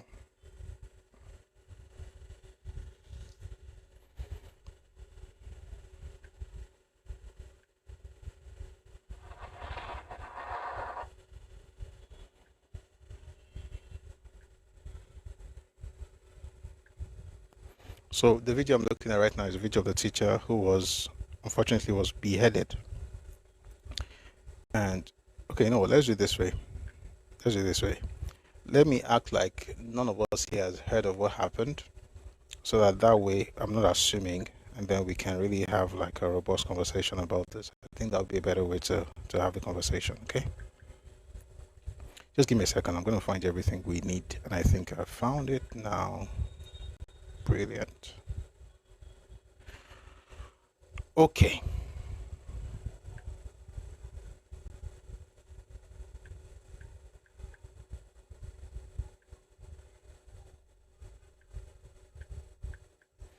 All right, so what happened was that teachers and students were kidnapped. Like I said, one teacher was killed, and then another teacher was trying to escape, and he was, taken and he was killed. But here's the video of the particular teacher. His name is Mr. Michael Oyedokun, and he was sadly slaughtered by this I don't know what to call them, terrorists, bandits.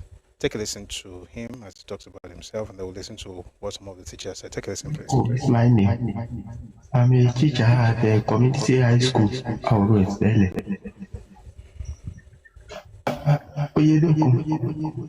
M.O. is my name.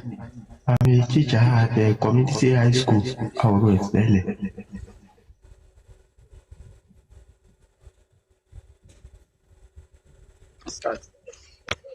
I am Mrs. Alamu, FR. I am the principal of Community High School, Esele, in Orire local government of Oyo State. On Friday, around 9:30, we were attacked by a certain group of people, and a good number of us were abducted, the staff and the students as well. And we have been here since Friday. I am making this video to ask for help from everyone, starting from the federal government of Nigeria and Oyo State government, Engineer Seyi Makinde, the Christian Association of Nigeria, and all well-meaning Nigerians, that they should come to our help and settle this thing peacefully so that our lives will not be lost. Thank you very much.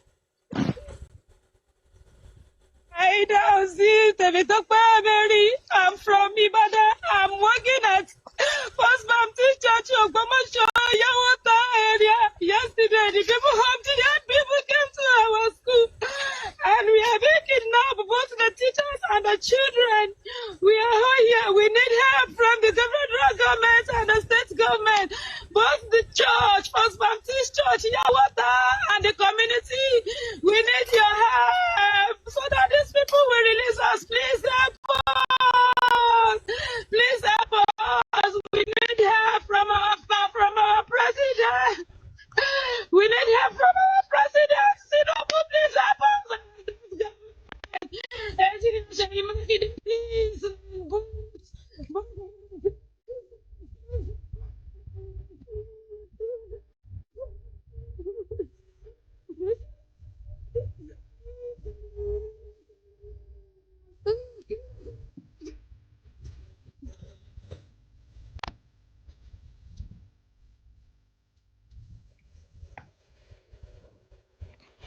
All right, so that lady was carrying a baby on her back, and the children, there's a report that there were about 49. It was really, it's a terrible, terrible sight.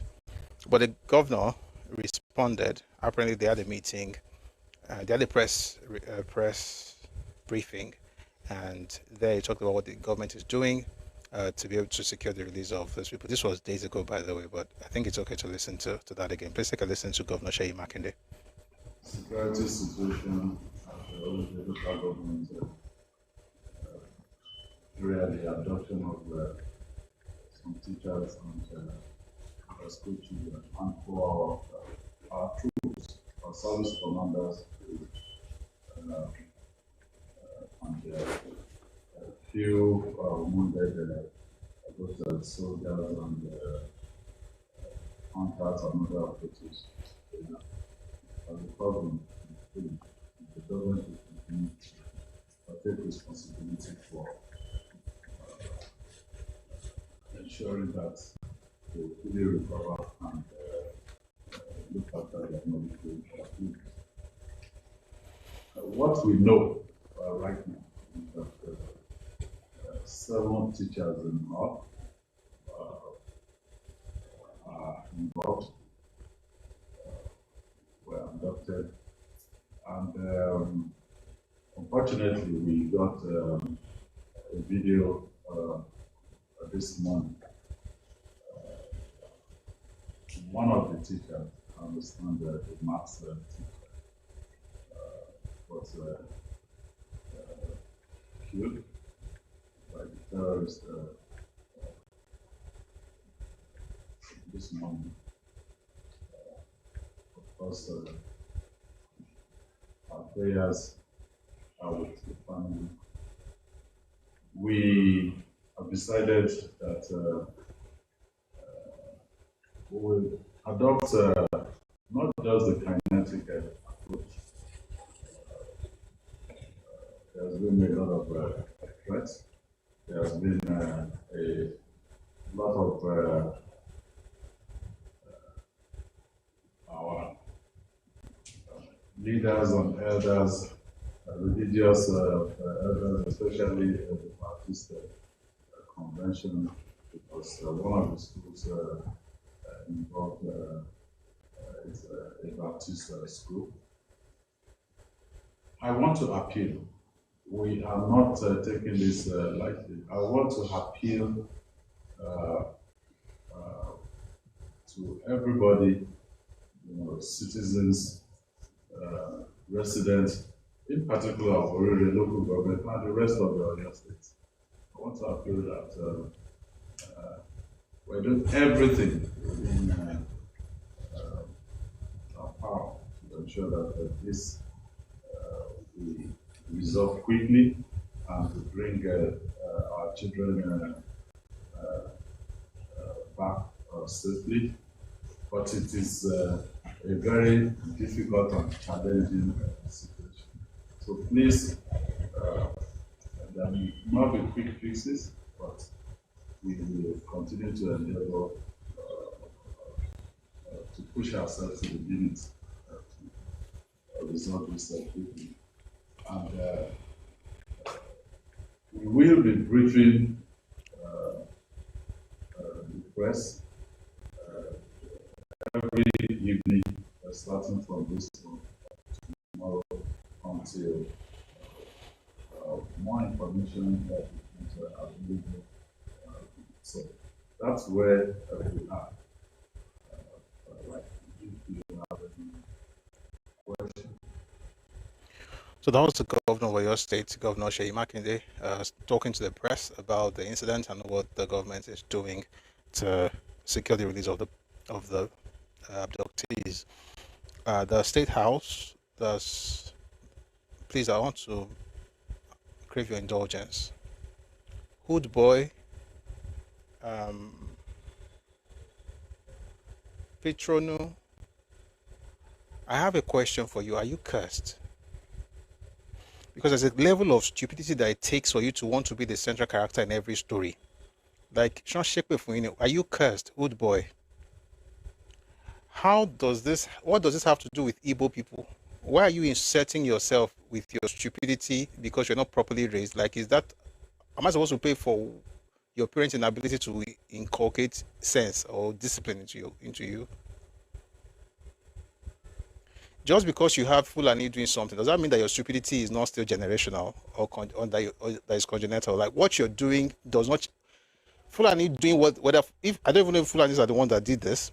Well, let's even say they're the ones that did it. Just because they are doing that, does that mean that you and your people are not being stupid when it comes to the way you are reacting across the country? You think it has to be one or the other? It can be both. Two people can be stupid at the same time, like you are being stupid now in the comment section. You've got to have some sense. They're talking about people dying, people being beheaded, and you are just inserting Igbo. Oh, is he us? Are we the one? There's another fool on YouTube also doing the same thing.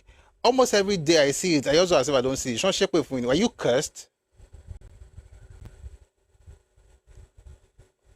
The conversation has nothing to do with you. When is your turn? When is your turn? I will visit you like the clown in the comment section talking rubbish. It's not about you. You heard that they've killed certain people, and that's when you are happy. Like, I better pass my neighbor. Because you just remember that, they've been killing your fathers and your parents and your cousins in your villages all this while. Your ESN and IPOB rubbish, they've been killing you guys have been killing each other for a long time. You have been hoping and wishing that others will also experience that kind of thing. So now that you have heard that something like that is happening, is your opportunity to come and write it. You've been writing rubbish since. I'm just looking at you. I won't block you. I just need to answer you because, and the other one on YouTube too, it's foolishness that That means that curse onroing, your actions are there. Here's the point. Go and wash your head. You cannot be happy that some people are suffering or that people are dying. You know what? If you had enough sense, you will just keep quiet, even if you don't have any good thing to say. Were you not properly raised? Now that I think I've responded to you enough, I'm going to mute you. I'm not going to block you, but I'm going to mute you because your stupidity is getting too much for me. I can only take one per time. I can multitask, but stupidity is at the same time. There's a fool here, there's another fool there. So let me just take it one by one. You do your own. When I've muted you now. Let's see if this other one is also getting his answers. Very stupid mindset. You don't even feature in the story.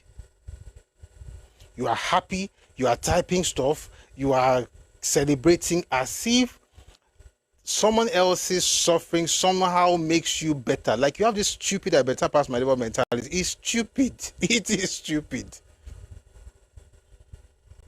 Oh, something's happening to other people. Hey, at least now I'm not the only one. Let me also go and tell them that something's happening to them. Am I the reason for what's happening to you? Who asked you? And by the way, it's all over social media. Let me even stop. It's all over social media. Facebook, Twitter, YouTube. Just gloating. No, but it wasn't even you. You're not even the one who did it. And you definitely have no sense to provide any solution. So why not just keep quiet? But no.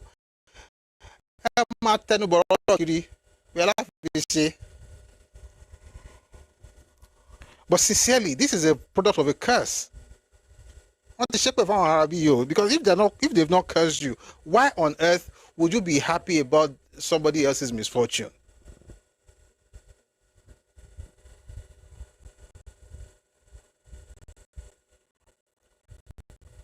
Meanwhile, these clowns are still killing each other back home. They are still killing each other, which is not my problem, because the best I can do is to say call out whatever is wrong with your people, whatever. Which, if you like, Shebi Peter Obi said that there is brothers and they are not. Is okay. But how did Igbo enter this story? How?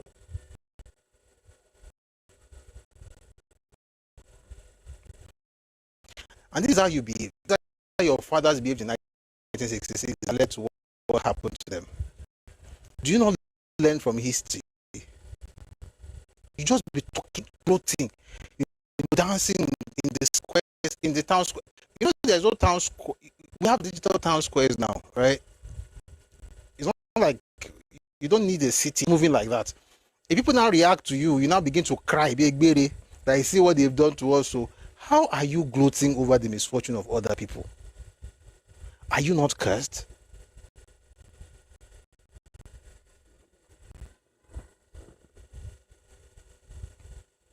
Oh, there's another one on YouTube. You know what? One is enough. I've responded to this one. Use your father's leftover brain to pick from what I said to this other one. Mix it together, and hopefully that will help your destiny. You are a stupid person on the one on YouTube. Hapa. Do you know there are many? I saw a lot of content today. Just people saying that, just people being surprised that the misfortune in Orire local government has become banter material for Igbos. Like,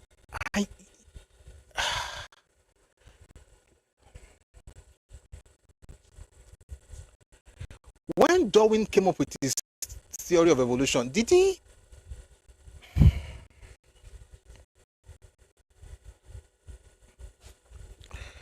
Let's go back to this stuff. Because certainly everybody has not fully evolved in this country. There's no way you can have human features, look like a human, sound like a human, but definitely there's no way to prove to me that we are all fully Homo sapiens. I don't believe so. I don't think so. Which kind of retarded culture, or And it's a group, or not one, two individuals, or it's a group. I'm sure there are good people in every nation and every ethnicity. I hope the good ones are speaking up when the stupid ones are misbehaving, but they will not speak. Oh, that's when someone will now send me a message and say, I thought so highly of you. Keep it in your pocket. I thought so highly of you. I thought you were kiniko. How come you are responding to them? How come you are not saying something? I'm laughing now because that's the best way to pass this message across. So I don't not be sending message as she see me, but I thought you were kiniko. I am so disappointed. Don't be disappointed. Disappointed your family members. Don't come to me, I beg. The funny thing is, you have the so-called, wise ones, quiet as a mouse, say nothing about things, see nothing, say nothing. Once you respond to the fools, you now hear them coming, but I thought so highly of you. Don't think highly of me. If you want to be stupid in your own space. God bless you, and it is well with you. You will do well in Jesus' name. But don't come and tell me that you are thinking highly of me. And the people I'm talking to, they know themselves. Don't tell me, don't even bother. And by the way, they don't think highly of anybody. It's just a way to it's a way to keep you quiet. Tell you don't say anything now. Don't say anything. We have been friends for Kinecon. If it's that you are friends, you are educated, you are a Christian, those are the things they use. I don't know. It's a template. But I thought highly of you. And so what? My people died at Oire local government. They're Yoruba people, right? Even if we're not, they are Yoruba. It's not even about your state issue. It's a Yoruba matter. It's also a Nigerian matter, right? But as a Yoruba man, it concerns me. You can't come around and be gloating, typing rubbish, and then tell me, but I thought highly of you. Don't think highly of me if you are that stupid. Having said that, I hope I've responded to everybody that needed to hear it, and I'm sure they got the message. Let's go back to the topic. The governor of Oyo State has spoken. The president also put out a press release. And this is from Bayo Nanuga, who is the spokesperson to the president and special advisor, information and strategy to President Tinubu. He says, President Tinubu assures on rescue of kidnapped victims in Oyo State. President Tinubu assures on rescue of kidnapped victims in Oyo State, condemns reported killing of abducted teacher. President Bola Tinubu has condemned as barbaric the reported killing of one of the abducted teachers from the NDLEA community in Oyo State, while the rescue operation is underway. Bandits invaded the NDLEA community in Orire local government area of Oyo State last Friday. The abducted staff, students, and pupils of Community Grammar School, Baptist Nursery and Primary School, and LA Primary School. Security operatives are working around the clock to rescue the victims and apprehend the bandits and their collaborators within the community. President Tinubu sympathized with Governor Seyi Makinde, the government, and the people of Oyo State for the unfortunate incident and assured them that the federal government will collaborate with the state government to rescue the victims. I am saddened by the reported killing of one of the teachers kidnapped by the gunmen who invaded the community. I sympathize with Governor Seyi Makinde and commend the steps he has taken on the matter. I sympathize with the families of the kidnapped victims. The federal government is working with the Oyo State government to rescue all the victims. I commend the Inspector General of Police and Commissioners of Police in Oyo and Kwara states for their quick intervention and the deployment of a tactical and intelligence report team, IRT team, to rescue the victims. The IGP, following my instructions, is personally leading the tech-driven operation. We expect a breakthrough soon. The bandits and all their local collaborators will be fished out and made to face the full wrath of the law. Cases of kidnapping further make imperative the establishment of state police to man some of our undeserved areas. The National Assembly should accelerate the enactment of the law creating state police, the president said. So, apparently, this, of course, has brought to the fore again the conversation, about the state police in Nigeria, how the Nigerian police force is centralized and it can't really cover everywhere. There are places that are unmanned, unguarded, and it's important to have state police. So this conversation, of course, I like the fact that what they've talked about, what the agencies are doing. If you read, there's a report I read the other day about Nigerian Army, Civil Defense, Nigerian Police Force, Amotekun, everybody is involved in trying to get the people out But it's also important to begin to have conversations about state policing, and hopefully we'll have our own folks that can be armed. It's like having a Motekon with sticks and batons. They need real weapons to be able to guard those spaces. So that conversation is being had right now. Also, the governor of Oyo State said earlier that they'll be having press briefings every day. Well, apart from the one he had the other time, there's another one that they put out recently. I'd like to take a listen to that very quickly. We will keep engaging with the citizens. Now, to the group, all I can say is that as a government, we will not give in to terror. We will do everything to ensure that our children and their teachers are returned safely. And I'm also saying this to the group. Just whatever it is, we once had a country, which was what Gino Achebe's novel. We once had a country where we were each other's brothers' keepers. How did we descend to this point? These are not foreign people. It's us against ourselves. So whatever it is they demand, we're ready to listen to them, address the ones that we can address as a state government, but the children and their teachers must be released timely. So, While that was going on, people have also been putting out statements about how there are other attacks across Ogomosho and other parts of Oyo State, and teachers are fleeing. Apparently, it's false news or fake news or false report. From the cable, police refutes claims of fresh attacks as students flee Ogomosho schools. The Oyo State Police Command has refuted claims of a bandit attack in Ogomosho and its environs on Tuesday. Panic spread across parts of Ogomosho and neighboring communities, including Ajawa town, following rumors alleging that armed bandits had attacked the area and invaded the vicinity of Ariago High School in Ogomosho.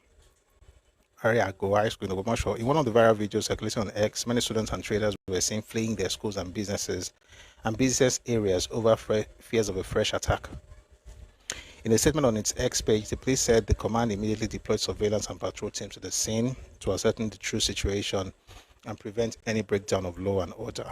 Upon arrival at the location, operatives met with the school principal, Mrs. Akombi Ruth, who explained that the alarm originated from information allegedly circulated among some students who claimed that certain unfamiliar individuals had been sighted behind the school fence. The statement reads, "This naturally raised suspicion among some teachers and students, prompting immediate concern within the school environment." The police said preliminary investigations later showed that the individuals involved were an officer of the Nigerian Security and Civil Defense Corps attached to the Kwara State Command alongside two civilians found in a Toyota Venza SUV. The command said the individuals explained during questioning that they had only visited the lady among them in celebration of her birthday, while relevant NSCDC authorities in Ogomosho were contacted to verify the identity and status of the officer involved. According to the police, an altercation occurred between some teachers and the visitors, a situation which inadvertently heightened suspicion within the school premises. Consequently, some students began spreading unverified claims to neighboring schools and surrounding communities, thereby escalating panic and tension across parts of Ogomosho and Ajawa town before the actual facts of the incident were established, the police said. In response, the command set patrols and visibility policing around the affected communities were immediately intensified. Critical stakeholders were engaged to reassure residents and restore public confidence. We're glad that that wasn't what most people thought it was. Regardless, the traditional rulers in Ogomosho and Orire local government are asking the federal government to establish military zone in Orire local government. I'd like to take a listen to what they have to say. This is from the cable. Take a listen, please. 30 kilometers to the forest, city to the seat. so that we can make use of that area. So if we have houses there, we have our farmlands there and other things, our people will be able to sleep with their eyes closed. Another thing that we want to request from the federal government is that now that we have seen what we call banditry in this area, we are requesting that a military base be sited in Ori area very close to this forest. If we have a military base where we have the artillery, the soldiers that carry guns, it will confer a lot of protections on so many communities. Look, I don't think police will be able to handle that now, because if you give us a police station, it will man just maybe 2 or 3 communities.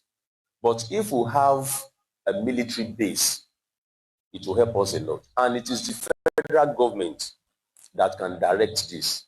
We are calling on the president, who is the commander-in-chief of the armed forces, President Bola Ahmed Tinubu GCFR, to please consider this as a matter of urgency. Southwest has been infiltrated by bandits. We don't have the capacity and wherewithal to confront these people. We need a military base in Ogbomoso zone to be sited at this Oriere local government close to the reserve. If you do this for us, the entire community in Ogbomoso zone will be grateful to you. So, and we hope that our federal government will accede to this request as soon as possible. Election year is around the corner. Our people that will vote in so many of these communities have been displaced. So they don't have the right to vote except to provide security there.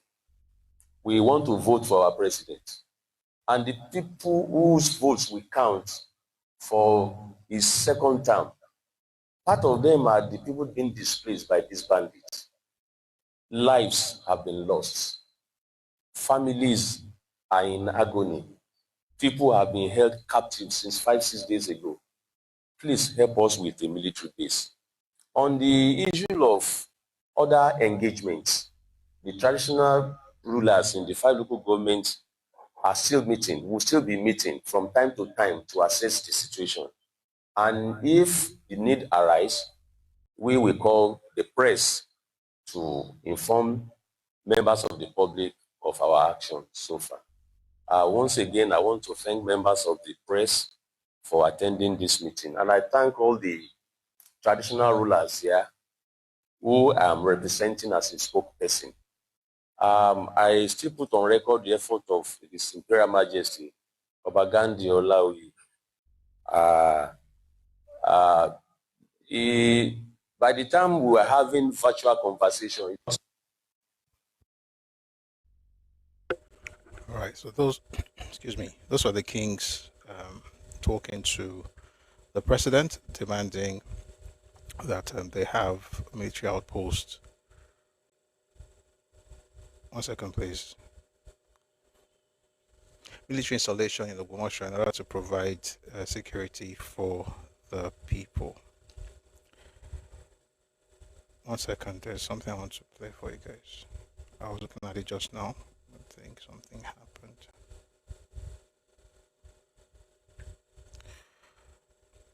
So a group of people in the Ogbomoso actually went out to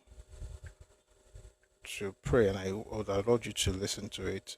Every religious group is actually coming out, and the people are doing what they can to. Someone says, cosmetic solution, are the bandits not attacking bases? A joke of a request. I think it's more like, I mean, it's not the only thing they ask for. Clearly, they want the people returned, but also they want to have a sense of, you know, of what's the word now? Safety, right? Anyway, let's move on.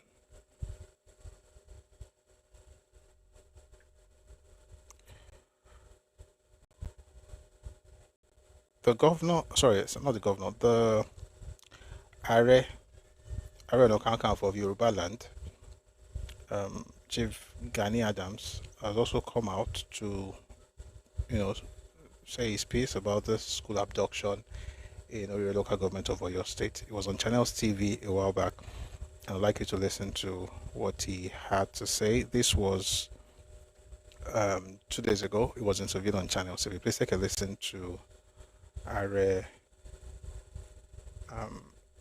Gani Adams. Take a listen, please. I've written to the Southwest Governor that there is a need for collaboration on the issue of security. All hands must be on deck on these ugly issues. But for the past 2 years, did not reply me. And I've pointed it out in different media platforms. We have held one press conference on this issue about 5 months ago. There is need for the area on Kakanfu through area in council and 14 different organizations, not only Urban People's Congress, collaborate with the government. Even in the level of local government, it's very, very important. It's very, very important that we should collaborate so that we can be useful on intelligent gathering and with the mass followers we have and the secure these voluntary organizations have, they can help the government.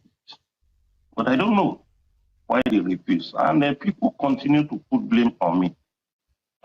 Some people thought if you are the area of Kakanfu of Yoruba land, you refuse to do something on the issue of insecurity that is threatening our commercial activities, even threatening our, because the version 9.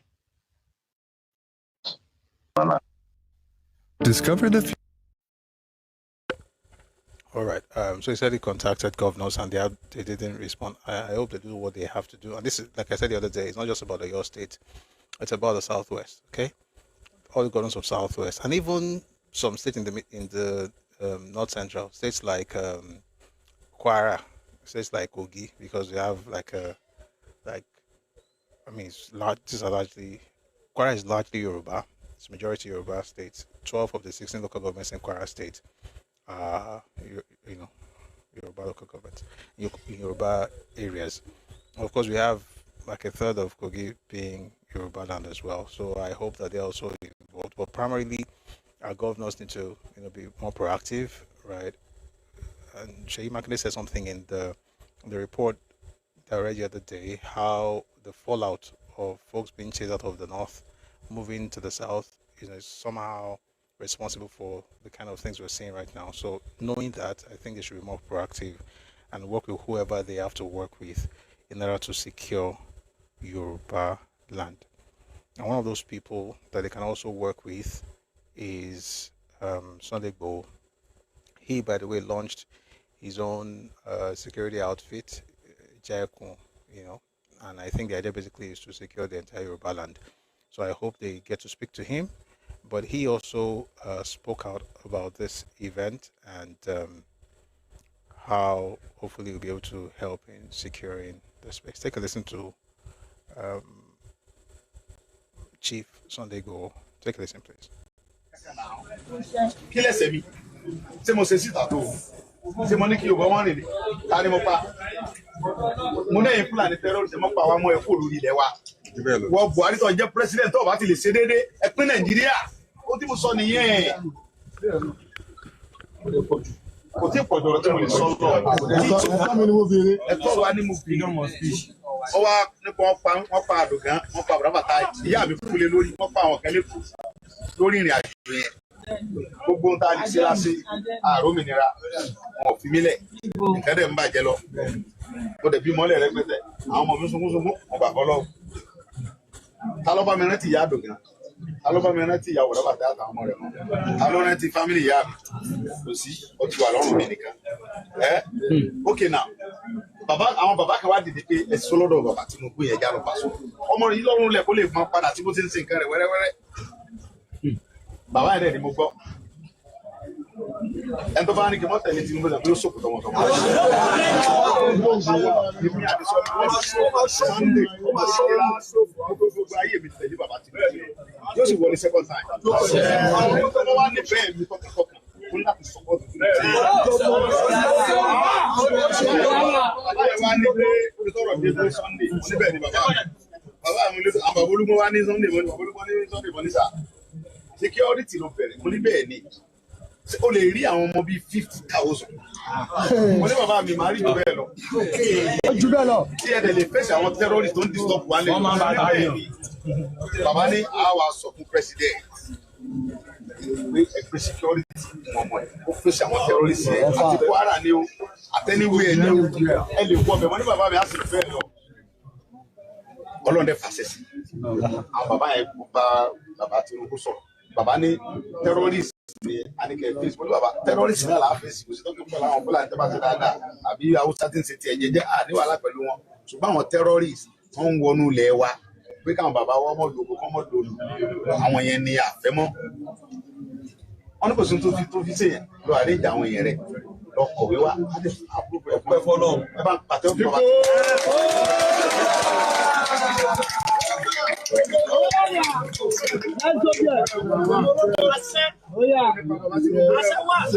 Àti gbogbo àwọn ọba tí ń bẹ́lẹ̀ Yorùbá pátápátá gbogbo ọba tí ń bẹ́lẹ̀ Yorùbá lọ́dún tiwa lọ́wọ́ tá a wà ìjà tẹ́rọ̀rìsì kò ní dà tiwa nìkan ó ti dìjà gbogbo ìjọba gbogbo àgbáyé ó ti dìjà àwọn ọba ilẹ̀ Yorùbá tó gbé tàbá bẹ̀rẹ̀ ẹ̀ sìn yìí àwọn atájọ sí náà rèé àwọn àgbẹ̀ ọmọ lo òṣèkún lo òun sì lo èmi rẹ̀ fi ń dá bàbá mi lójú pé tí ẹ bá fi àyè gbà mí gẹ́gẹ́ bẹ́ẹ̀ ṣe sọ yìí tí bàbá Tinubu tẹ̀ fún adé sọ̀pọ̀ ó fi sí tẹ́rọ̀sì gbogbo ilẹ̀ Yorùbá là ń sọ nípa ẹ̀rọ wa tí gbogbo ilẹ̀ Yorùbá ń bí wèrè ní àfiwòwè.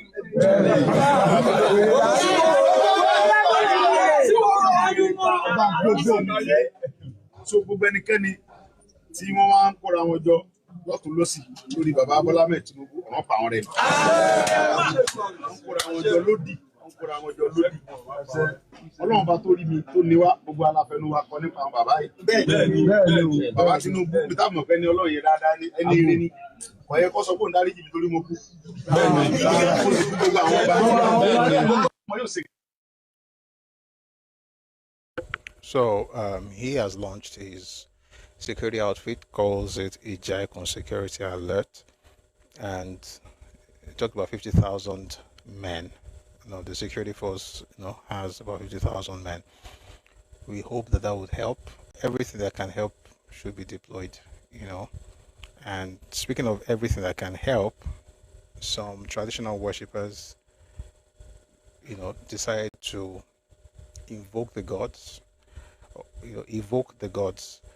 to go after the abductors, bring back Ogbomoso abductees safely. Take a listen to them as they pray or worry.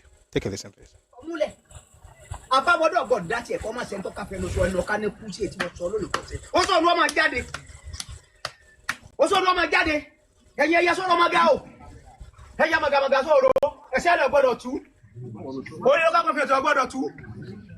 Gbogbo àwọn tí a kó lọ kí mo darí wọn wálé tá a bá rá gbogbo dìgbà tí ń bẹ ń lu ẹsẹ̀ ẹlẹ̀ ìwọ lè mú kásẹ̀gùn ọ̀tá àwọn tájú ní ẹlẹ́sẹ̀ ẹlẹ̀ ìlú yóò túbà fún ọ ẹ̀pẹ́ oore lálá náà wọn wọlé àdídá burú mọ́ ànídá múlù ìmọ̀ ogun oníwọ̀lú ìmọ̀ o olúgbò nǹkan ṣe bẹ́ẹ̀. Ìta wílò ní kárọ̀ ọ̀rọ̀ ọmọ o, kábíyèsí dá o. Àná fẹ́ jáde lọ ẹ̀wọ̀n àbọ̀ o. Ẹran wọn ṣẹ́jú lọ tá pé kọ̀ ní kí wọ́n máa lọ. Kí wọ́n lọ jagun wá, kí wọ́n kà mọ́ wá. Àjọ ìfẹ́ǹjò kò dìde kí wọ́n náà jáde lọ àti fún ọ̀tọ́lẹ̀. Àti bá yín sọ̀rọ̀ o. Ẹ jáde o, ẹ gbè wá ń jà o. Ẹ gbè wá ń jà o. Gbogbo ibikíbi tí ọmọ yìí bá wà, ẹ dákun torí ọlọ́gbọ́n àwọn tó dè wọ́n mọ́lẹ̀, ẹ bá wa sí abọ́sẹ̀ dé sojú. Àìrójú àráyè kò dé bá wọn o. Káwọn ọmọ yìí ó ṣe bọ́ kí wọ́n mọ́mọ́ o. kẹ́ ẹ bá wa ẹ lọ gbé wá ń jà o ní kíákíá ní yárayára ẹ gbé wá ń jà o ẹ lọ bá wa dà wọ́n lédè rú àwọn asọ́jà gbogbo agbófinró tí wọ́n wà níbẹ̀ kábúrú ọmọ tọ̀ sí wọn o kí wọ́n bá ní mú wọn kí wọ́n bá ní mú wọn kí wọ́n bá ní mú wọn kí wọ́n bá ní mú wọn ètí wọ́n rí mú láàyè wọ́n mú láàyè ètí wọ́n pa bí nífọn náà fọ́n tún kí wọ́n pa wọ́n dànù láti láti rá àwọn ọmọ tiwa gbà ní o káwọn ọmọ tiwa ó ti wálé ní o orí bẹ́ẹ̀ kọ́ sẹ́ bẹ́ẹ̀ o. ìbá bàbá mi o Kàrímù tẹ́ ẹ tọ́lẹ̀ yìí ẹ dìde gbogbo àwọn bàbá tó tẹ̀lé Kàrímù ẹ dìde múradẹ yarí ọmọ ológbòjò ọmọ kọ́ńdú omi wẹ́wẹ́ rẹ ìwà rẹ ọyẹ lọmọ jó lọ́hùn.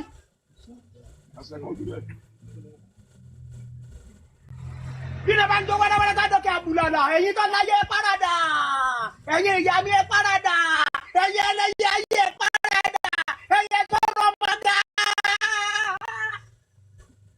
sẹ́bẹ̀ ẹlẹ́mọ́lọ́ lọ́sàn-án àfẹ́lọ́ lòru àtòru àtọ̀sọ́yà mọ̀ pé yín ó sọ ní ọmọ dáhùn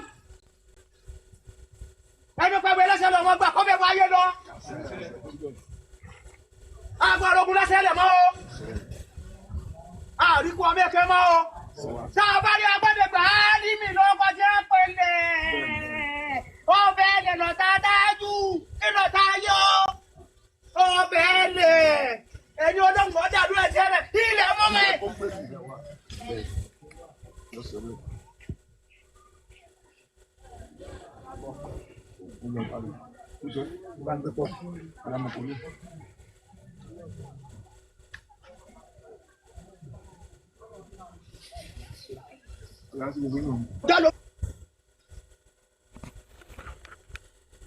Specifically in the comment section, I don't think this is the time to be funny. He did not say there's an Orisha called Karim. He talked about his father. He's talking about his ancestors. Let's not do that. I don't think that was nice. The cable, Oyo can declares prayer fasting for release of abducted students, teachers. The Christian Association of Nigeria in Oyo has directed churches across the state to observe prayer and fasting on Wednesday for the release of students and teachers abducted from schools in Orire local government area. On Friday, bandits attacked 3 schools in the local government area and abducted about 46 people, including students, 7 teachers, and a principal. During the attack, the bandits killed an assistant head teacher and a commercial motorcyclist at Community High School, one of the 3 schools attacked. The 2 other schools affected are Baptist Nursery and Primary School and LA School, Eshiende, all located within the Yawota and Eshiende axis of Orire. NN reports that Elisha Ogundiya, chairman of CAN in Oyo, that's Christian Association of Nigeria, said in a statement that the Christian community in the state is deeply saddened and disturbed by the attack. We condemn this attack. We condemn this act in the strongest terms. Schools must remain safe spaces for learning, not hunting grounds for criminals, the statement reads. The trauma inflicted on these children, their teachers and families is immeasurable. Ogundiya directed all churches in the state to observe prayer and fasting on Wednesday and break the fast at 6 p.m. Prayer points include the release of those abducted, divine protection of the state, and repentance for the perpetrators, he said. We continue to pray for the safe return of these abductees and for the exposure and defeat of those behind this evil act. Teachers in that axis also trooped out to protest and, of course, demand that they be protected, right? I think I played that video the other day. They went out, asking the state governor and the federal government to do the needful, and they also having a prayer meeting as well. Someone says, "Who prayer help?" If it helps the person praying to start with. And by the way, I wonder why he didn't say that when the person that was doing Ibile, when he was praying, he didn't say who prayer help. As soon as you hear the one, I think it's fashionable now to go against faith, people's faith. I don't think it's very necessary. The thing about life is that you shouldn't have this idea of mutual exclusivity. Like this thing, if people are praying, that means that they are not doing anything. The people are doing they're not praying. What do you expect the pastor to do? He will pray now. What do you expect the police to do? And the soldiers, they will go there now. What do you expect the governors to do? What am I doing with this? To tell you what each group is doing, what the teachers are doing, and I could play it for you if you find it early enough. What the students are doing, what the teachers are doing, what the state government is doing, what the federal government is doing, what Odua People's Congress, what they are doing, what someone like Sunday Igboho is doing, what the Christians are doing, what traditional worshippers are doing. It gives you a holistic understanding, a holistic approach to understanding what is going on. Not to say that the people that are praying should stop and go and join Sunday Igboho.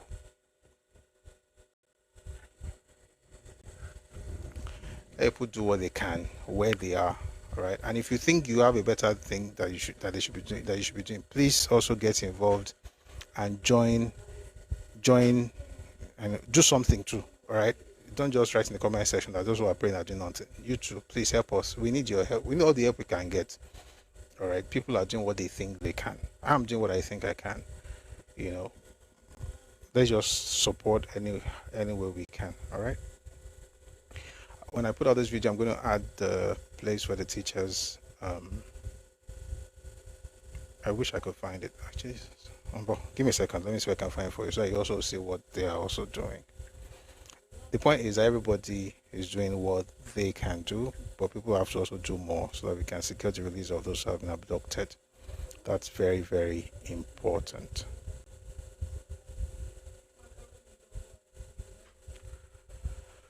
All right. I'll put out the video when this video goes out. I'll put out the video. I'll attach a brand, so I'll insert that video. All right. But for now, what's happening in Oyo State is unfortunate, and we are hoping that very soon the government, the security agencies will be able to secure the release of those who have been abducted. Moving on. Let's leave Oyo State for a bit and quickly visit Ogun State.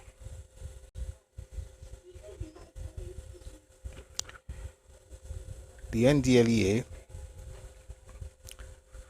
put out a statement yesterday. NDLEA smashes Nigerian-Mexican meth cartel, arrest Baron, 3 Mexicans, 6 others. Recovers 480 billion naira meth, precursors from massive clandestine lab in Ogun Forest. The National Drug Law Enforcement Agency, NDLEA, has dealt another crippling blow to transnational organized crime by completely dismantling a highly sophisticated multi-million-dollar Nigerian-Mexican methamphetamine production syndicate. The clinical simultaneous operation executed by elite operatives of the agency's Special Operations Unit, SOU, led to the shutdown of the industrial-scale clandestine laboratory, the biggest ever discovered in Nigeria, hidden in a remote forest in Ijebu area of Ogun State. The seizure of the largest multi-billion naira meth in history, arrest of the cartel's kingpin, 3 Mexican technical experts, and 6 other top local collaborators. Giving details of the major operational success at the media briefing at the agency's headquarters in Abuja on Wednesday, 20th May 2026, Chairman Chief Executive Officer of NDLEA, Brigadier General Mohammed Buba Marwa, retired, said following months of painstaking and credible intelligence gathering, operatives of a Special Operations Unit of the agency launched well-coordinated strikes across Ogun and Lagos states within a space of 48 hours last week. According to him, barely 2 weeks ago, we announced the successful takedown of a high-profile drug trafficking organization, DTO, headed by Simon Amadi, in a complex multi-country operation involving the U.S. Drug Enforcement Agency. I'll take that all over again. According to him, barely 2 weeks ago, we announced the successful takedown of a high-profile drug trafficking organization, DTO, headed by Simon Amadi, in a complex multi-country operation involving the U.S. Drug Enforcement Administration, the Swiss, French, and the Greek law enforcement agencies. Today, I am proud to announce that the NDLEA has struck another crippling blow to the heart of transnational organized crime. Please take a listen to Brigadier General Buba Marwa, the chairman of Nigerian National Drug Law Enforcement Agency. Please take a listen. Today, I'm proud to announce that the NDLEA has again struck another crippling blow to the heart of transnational organized crime. After months of painstaking, credible intelligence, our operatives launched a well-coordinated strike simultaneously in Ogun and Lagos states last week. The clinical simultaneous operation executed by personnel of our elite strike force special operations unit successfully dismantled a sophisticated transnational methamphetamine production syndicate run by Nigerian drug cartel and their Mexican counterparts. This was the biggest clandestine laboratory ever discovered in Nigeria, and as well the largest seizure of methamphetamine by the agency. At this laboratory, we apprehended 7 key members of the cartel processing the illicit substances. Most notably, the operation confirmed our intelligence regarding the importation of foreign nationals and foreign technical expertise by local cartels. Among those arrested were 3 Mexican nationals brought into the country specifically to cook this deadly substance, and 4 Nigerian collaborators. The operation yielded a massive 2,419.48 kilograms. This is over 2.4 tons of chemical materials, including highly toxic, volatile, liquid, and crystallized methamphetamine, worth $362,922,000 United States dollars. Let it be known that no matter how deep into the bush you hide, no matter how secure your gated estate is, the NDLEA will hunt you down, disrupt your networks, and seize your ill-gotten wealth.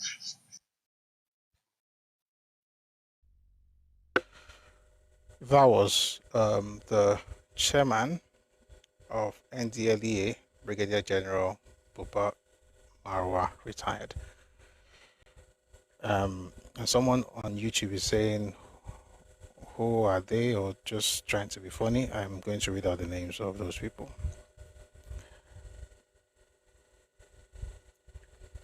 So the Mexicans, there were 3 Mexicans: Martinez Felix Nemecto, Jesus Lopez Valles, Torero Juan Carlos. Those are the Mexicans.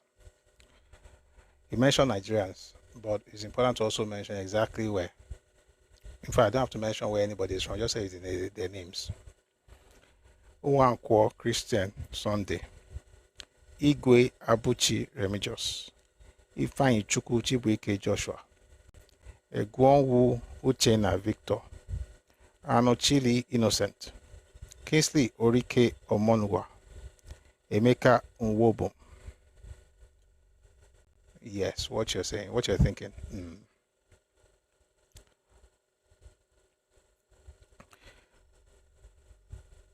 And just like the man said, the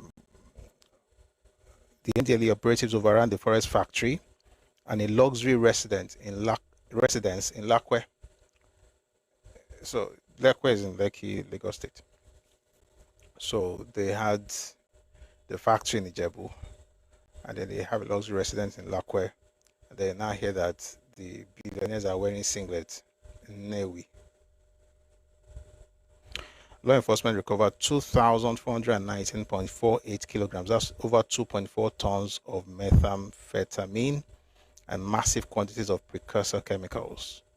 The haul is valued at an estimated $362.9 million.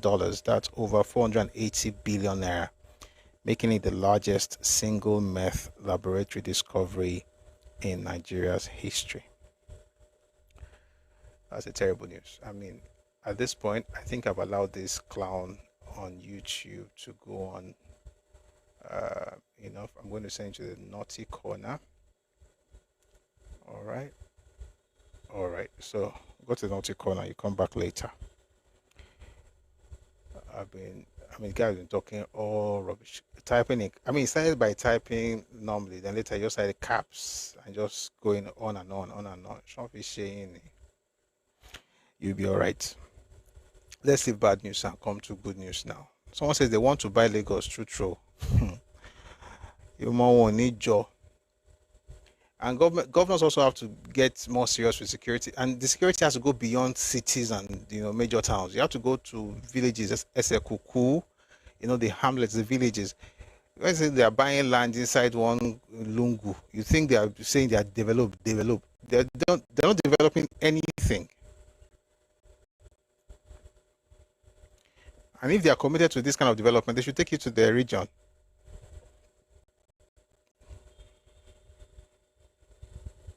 But regardless of ethnicity, the governments have to do more, or the governors have to do more. Security agencies have to do more. Thank God for what NDLEA achieved. That's brilliant. But more needs to be done to secure our forests in Yoruba land. Away from the bad news, let's share this good news. President Tinubu appoints Professor Segun Aina as new JAMB registrar. President Bola Ahmed Tinubu has appointed Professor Segun Aina as the new registrar of the Joint Admissions and Matriculation Board, JAMB, succeeding Professor Ishaq Oloyede, whose two-term tenure expires on July 31, 2026. Professor Aina, who will be 40 in July, is a distinguished academic and systems expert with extensive experience in national examination systems, digital infrastructure, and public sector institutional reform. He holds a Bachelor of Engineering in Computer Systems Engineering from the University of Kent, an MSc in Internet Computing and Network Security, and a PhD in Digital Signal Processing from Loughborough University, United Kingdom. He has also completed the Senior Management Program at Lagos Business School. A professor of computer engineering at Obafemi University, Ile-Ife, Aina began his career with JAMB during his National Youth Service, gaining foundational experience in national admissions and data-driven institutional processes. He's had over 15 years of post-graduation experience, and he operates at the intersection of technology, policy, and institutional transformation. At 39, he became one of Nigeria's youngest computer engineering professors and will now make history as JAMB's youngest registrar. That's actually very, very good news. At this juncture, I'm going to bring maybe like 2 or 3 people up. We'll have a short break, then we'll go to the topic itself. Then if we have time, I'll bring more people up. Just 2 or 3 people, but it's going to be very quick because we have not gone to the topic yet. We've just been discussing news. We're about to get to the topic. So if you come up, keep it short, and max 2 minutes, please. We'll bring more people later. Okay, just want to take a break.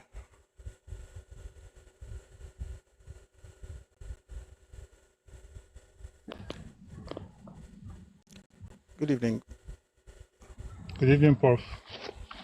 Evening, sir. Welcome. Yes, thank you very much for bringing me up. And in as much as the issue of security and what is happening in Oyo State, and I see people, praying and all that, it should not be taken for granted. I remember back in the days when Abacha was going to kill Obasanjo and Dia. I remember specifically. I was in the CAC church then. We prayed and prayed and prayed. Every Sunday, every weekday service, we'll come and pray. In as much as we are doing the physical security work to apprehend these bandits, these criminals, these kidnappers, these terrorists, we can't belittle the place of prayer. It's very important. And just like a miracle, Abacha just lost his life overnight. So there's a place of prayer, there's a place of spiritual intercession. There's also the place of doing something about it, just as was stated. If indeed some of our leaders are listening on this platform, or if this material gets into their hand, we need our own secret service. We need our own secret security outfit. Yes, they should enforce, militarize the state police. They should harm the state police. They should give them weapons and everything. They should also have an intelligence unit, not just for cases like this, but also for people that think it's okay for them to start drug cartels in Yoruba land, and people that also want to use criminally acquired money to build real estate and gentrify properties and estates. Thank you very much, Prof.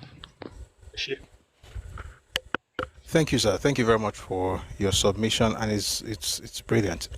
It's very apt as well. Thanks a lot. Let's go to A7 Dex. Good evening. Hello. Good evening. Good evening, A7. Good evening, everyone. Thank you for all you are doing. Please, you're going to. Thank you, ma'am. Please keep it very short. Yeah, Thank yes, you. yeah.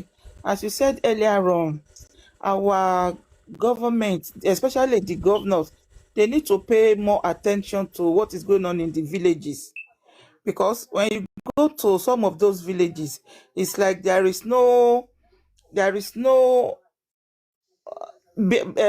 people don't get any benefit from the governance.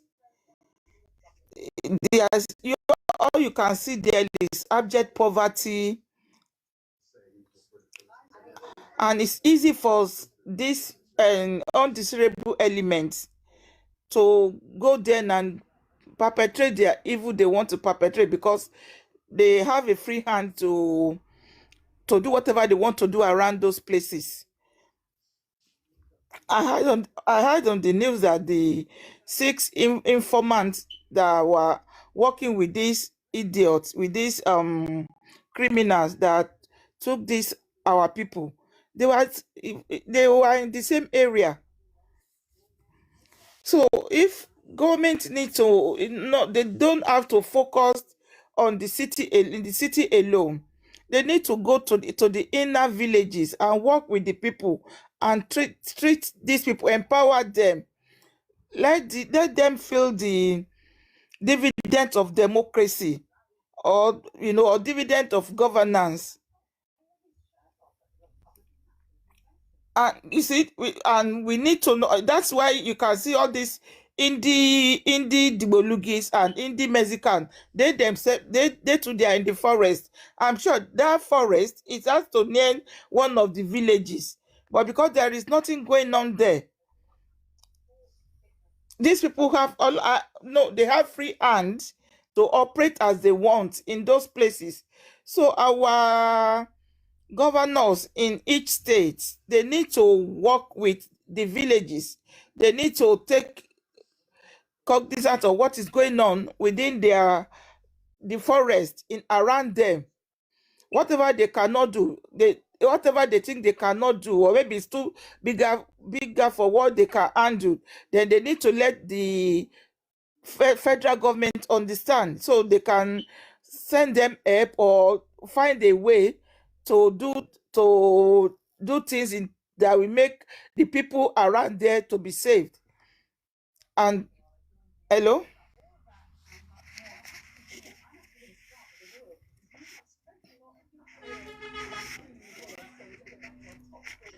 Thank you very much for that submission, Madam. Yeah, thank you. A7. I really appreciate your submission. Thank you so much, ma'am. We'll go to my battlefield now. Good evening, my battlefield. Good evening. Thank you so much for giving me the chance to talk now. First of all, we sympathize and our heart goes to those people who have lost their loved ones and those who are still in captivity. We pray that God will do as He has always been doing. He will let them come back home to their loved ones safely and in well and in good health. We pray too that those people who perpetrate this act of this heinous crime, that they will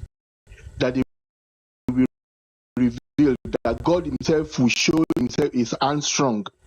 Okay, So that being said, I think years ago, as I actually suggested that even though we have hunters in Nigeria and they haven't got the right to harm, but we could actually do a mixture. We could have about 2 police officers following our hunters. The police officer will be the one with arms, where our hunters will have the local whatever, so that this thing can stop. And I'm actually very disappointed that a lot of people gloating over this way. And I'm sorry to say that 99% of them are Igbos. Gloating over this, what happened. It's quite saddening. And I said to them, I said, are you the one doing it? Because it shows your hand that you are the one people doing it. Because I listened to Kanu. Kanu said, we are in your forest, that we will deal with you until we get Biafra. And mind you, Soludo just kick them out of their forest in Anambra State. It's possible that they are the one who came here. We can't say they are truthfully, they are Fulani. We can't say, but whoever did this, I suspect the Igbos, and I'm saying it by full chest. They are the one who have been doing this, and they want to divide. And they are the one now gloating over this. So happy everywhere on the internet. They are so happy. The same thing. Please. Let's just do one by one, please. Yeah, Battlefield, I get what you're saying, no, but we don't have any proof for. Yeah, I'm thank you. I'm going to moderate my talk, but I think the federal government should be up and doing now. Those people on the internet gloating, they should be arrested. They should be. 1 or 2 of them I read online. They say, it was the Igbos doing it. They said it, and I can give you the caption. They say, yeah, we're the one doing it. And some of them on your platform here, they've been doing that rubbish here too. It's so sad. You see? So that's just my own take on it that we should devise a method now. If those state policing is now a no, there's no going back. We need state policing. When there's state policing, everybody will go back to their own enclave and do their rubbish there. The lives of our people is what is weight in gold.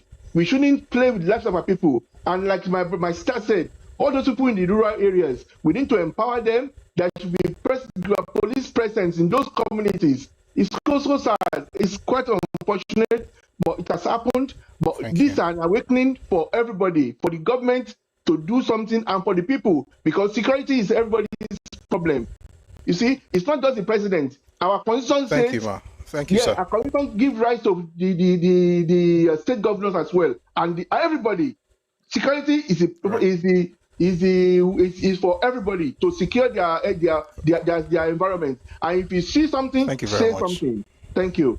Thank you very much. Thank you very much, Battlefield. And just to be clear, I don't have any proof that a particular ethnicity is the one inflicting this terrible or wreaking this terrible havoc in Orire local government over your state. I don't.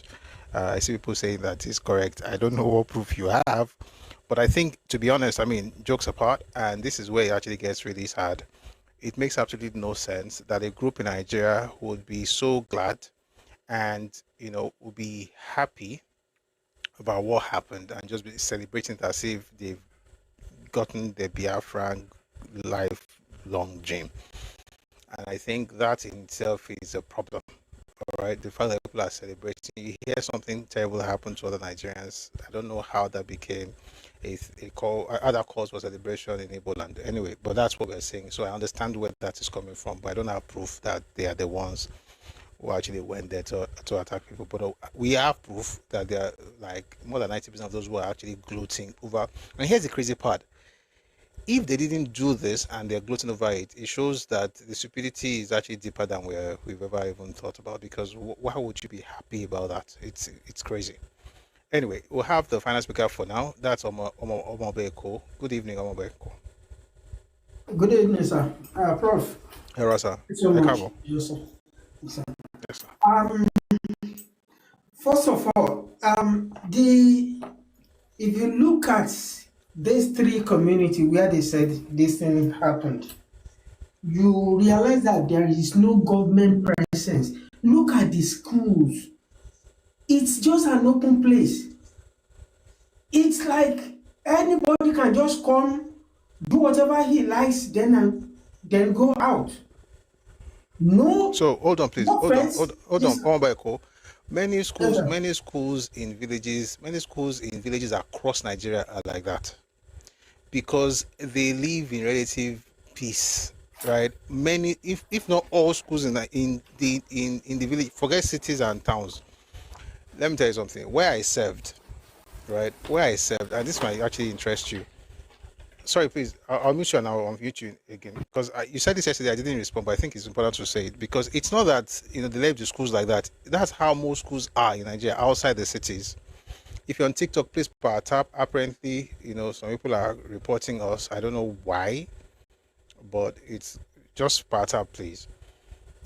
I served in Ẹkáàbọ. Okay, and this is not about state versus state. I'm just trying to give an idea how I want to give an example of what happened where I served. We have a school gate. Believe it or not, we have school gate without fence.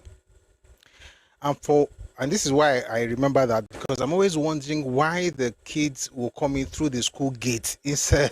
I mean, even when they are late, they will still come in through the school gate. It's one psychological thing, don't you? The point I'm trying to make is that most schools in the villages and that one is Kukah, they are open because so it's not like it's been happening. The government just didn't do anything, just left the people to themselves. For the most part, once you leave the cities and towns, most schools don't have fences because everybody knows each other. You can just go and come in. As a matter of fact, like I said, even when you're late, you still go in through the gate rather than the open space that has no fence. You still will not go through that part. You go through the school gate. Just to tell you how things work in that place. So it's not so much the government not thinking of them. It's like that's how most schools are. You just see field. How many schools in town actually have such facilities? I'm just saying that we have to be also not look as if the government just didn't want to secure. Most people in villages up until recently, even as we are talking right now, and this is not to excuse the government. I'm just saying on that particular point. You have to be careful also not to say that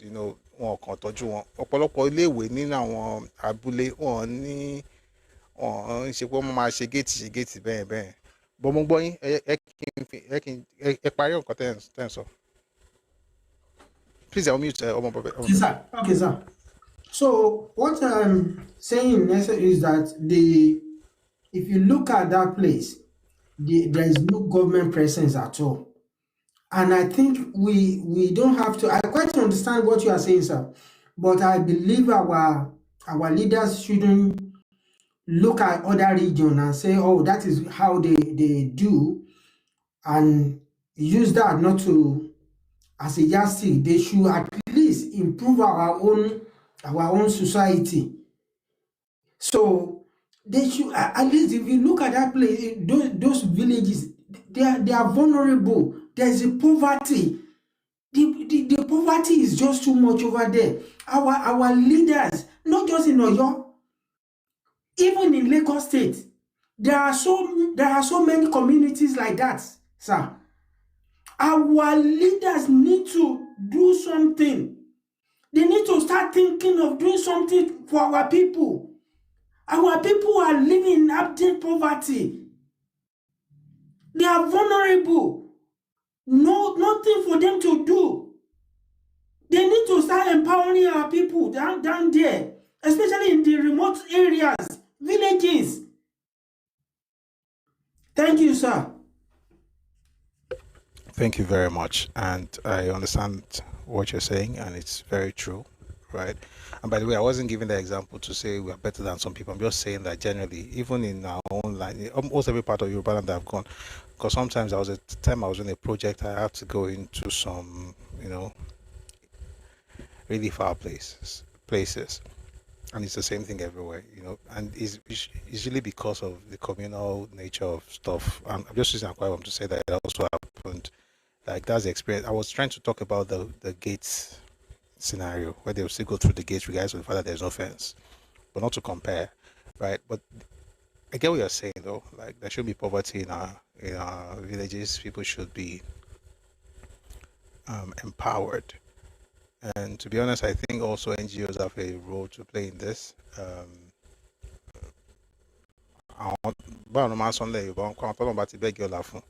At some point, we also have to think of what can be done to help people in the villages, right? That's where NGOs also come in. So, and that's one of the things that we will be doing in the organization that we're starting in June.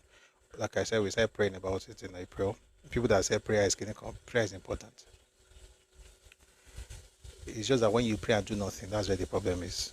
The question is, what do people really do when they pray? If prayer just to shout, and even if you just shout, God says you still feel lighter. So it has a therapeutic advantage or therapeutic purpose in some, for some people. But beyond that, you could also receive strategies that you can work with. Anyway, I'm saying that to say that we're starting. We're going to be starting an organization in June. Like I said, we actually started already, to be honest. But just praying. We'll be having like concrete things going on starting in June. The forms will be out the first week of June 2026.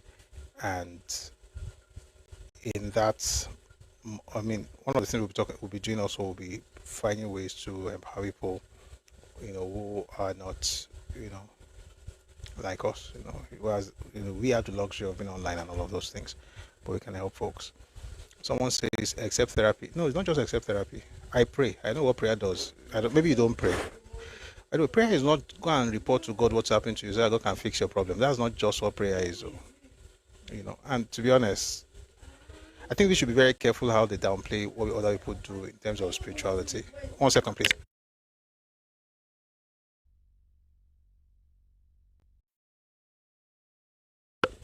I think you're very careful what you say about other people's spirituality. If you don't believe in it, that's okay, but don't downplay it. And if you want to downplay it, maybe not on this platform, to be honest. Like, I'm not that woke to downplay religious. I'm not that woke, okay? I'm not that smart. And if people have done things and they have to depend on their faith, I don't want to go into it. I remember this story of a man who did some fantastic mathematical equations in Cambridge. Man's from India. If you watch this movie, the man who saw infinity, the man who knew infinity, you see the story there. They asked him how he discovered it. He said, "My Lord showed me."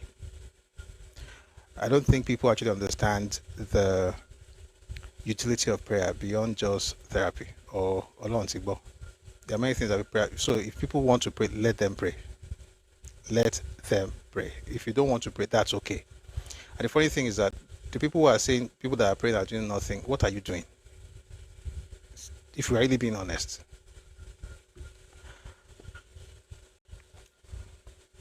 And tó ń gbàdúrà kò sọ pé káwọn àmọ̀tẹ́kùn má ṣiṣẹ́ kò ní kí ọlọ́pàá má ṣiṣẹ́ kò ní kí sójà má ṣiṣẹ́ kò ní kí ìjọba má ṣiṣẹ́. Ó ń gbàdúrà káwọn nǹkan tóun lè ṣe lòun ṣe yẹn. Ìyẹn ò túmọ̀ sí pé káwọn tó wá imagine if you now hear that the Nigerian police force is not doing their work, all they are doing is prayer. That's where the problem is.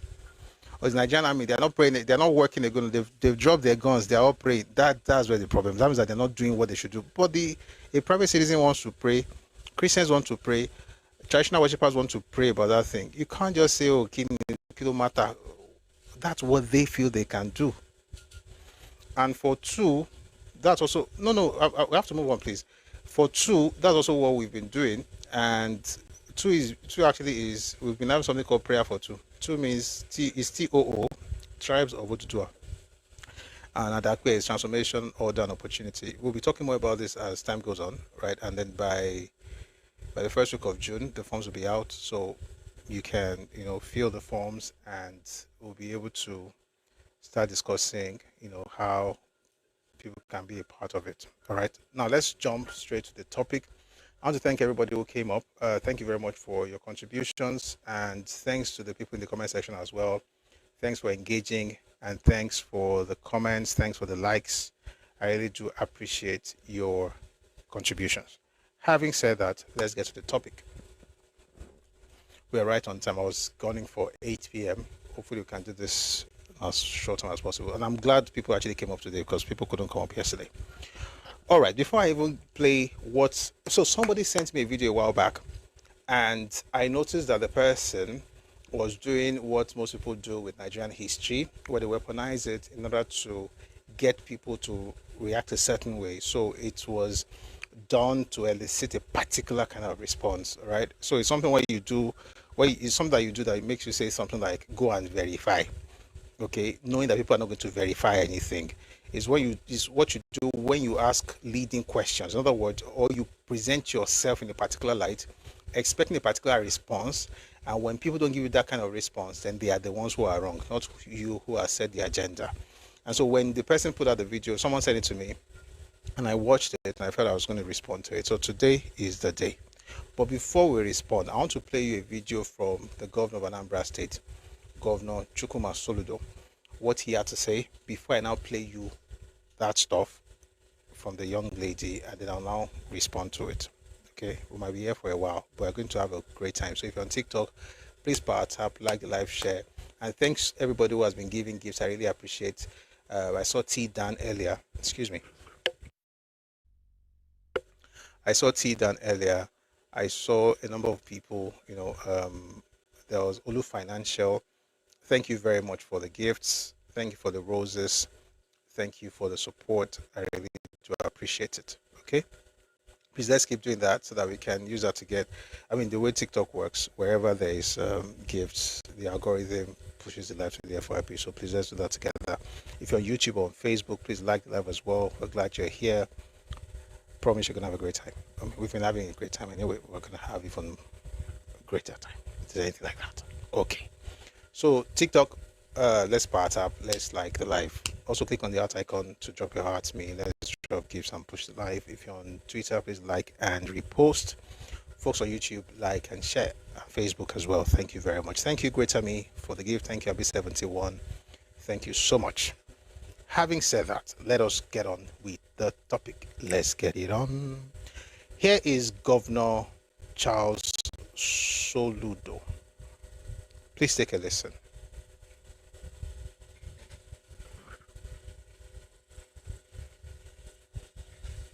Students can do something.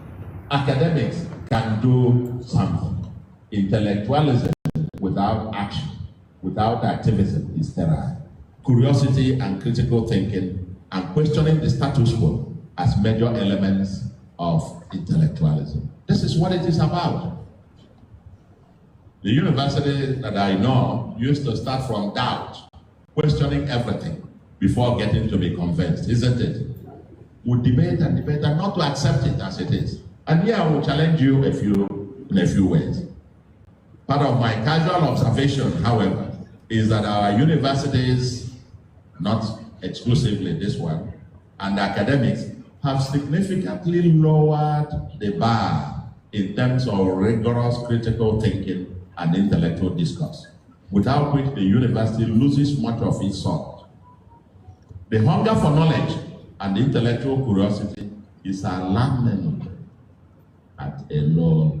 So 2 issues or 3 issues I will raise with you, just to challenge you, just to say this curiosity, even what is said, there must be a bit of it.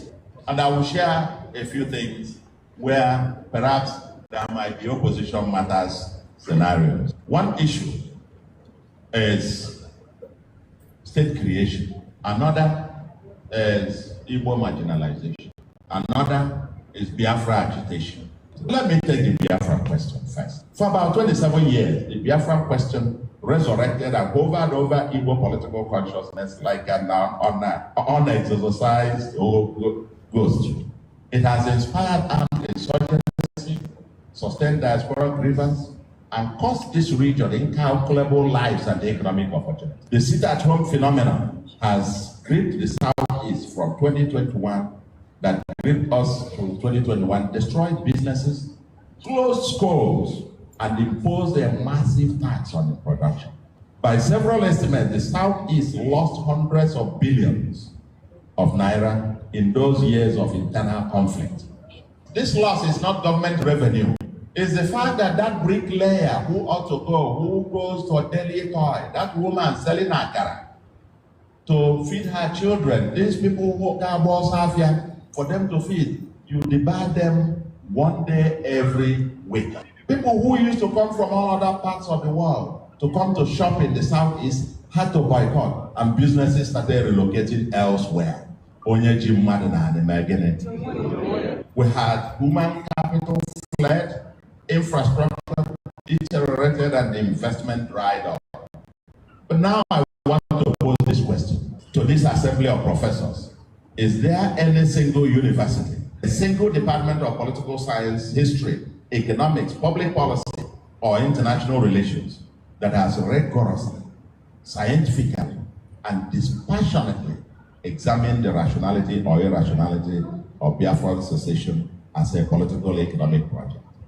Not as propaganda, not as sentiment, not as agitation or reflective rejection, but as a genuine intellectual question subjected to the full weight of academic rigor. But this debate needs to happen, not in a jungle, not in encrypted online channels, not in inflammatory social media posts that generate heat but produce no light.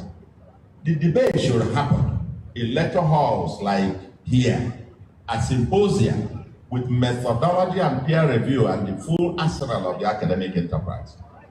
If the argument for separation is sound, let it withstand scholarly scrutiny. If it is not, as I deeply believe it is not, let that also be demonstrated not by coercion, but by the superior force of better reasoning. I'm looking forward to that debate. If this debate has not happened, and UNN of all places has not championed it, it is in this side of an intellectual scandal. Recall, many of us must recall, that the Biafra War was literally declared in this very auditorium. But for this to be going on now for decades, and this same auditorium has not made it a subject matter of inquiry or debate, in rigorous inquiry. It's a little bit scandalous. It is a scandal for which the professoriate must answer. When serious scholars vacate the space, it is not left empty. It is occupied by propagandists, by conspiracy voices, and by shallow populism. And propagandists, as history teaches us repeatedly, are very good at filling vacuum. Let me be direct. You cannot be pretending to discuss the future of Igbo in Nigeria or mainstreaming their position in a federal Nigeria without clarity on where you stand vis-a-vis separatist Biafra agitation. You can't have both. You can't have your two legs, one hand. You are here, you are here. No, you will not move. I have stated my position too many times. I am a pan-Nigerian, pan-Africanist, and believe that Igbos are best served in a united and fairer Nigeria. That's my own belief, and I am prepared to engage when that debate comes up for us to argue. Let both sides present the argument. But the intellectuals must lead the way. You can't shy away. The Monday sit at home, you hide under the bed.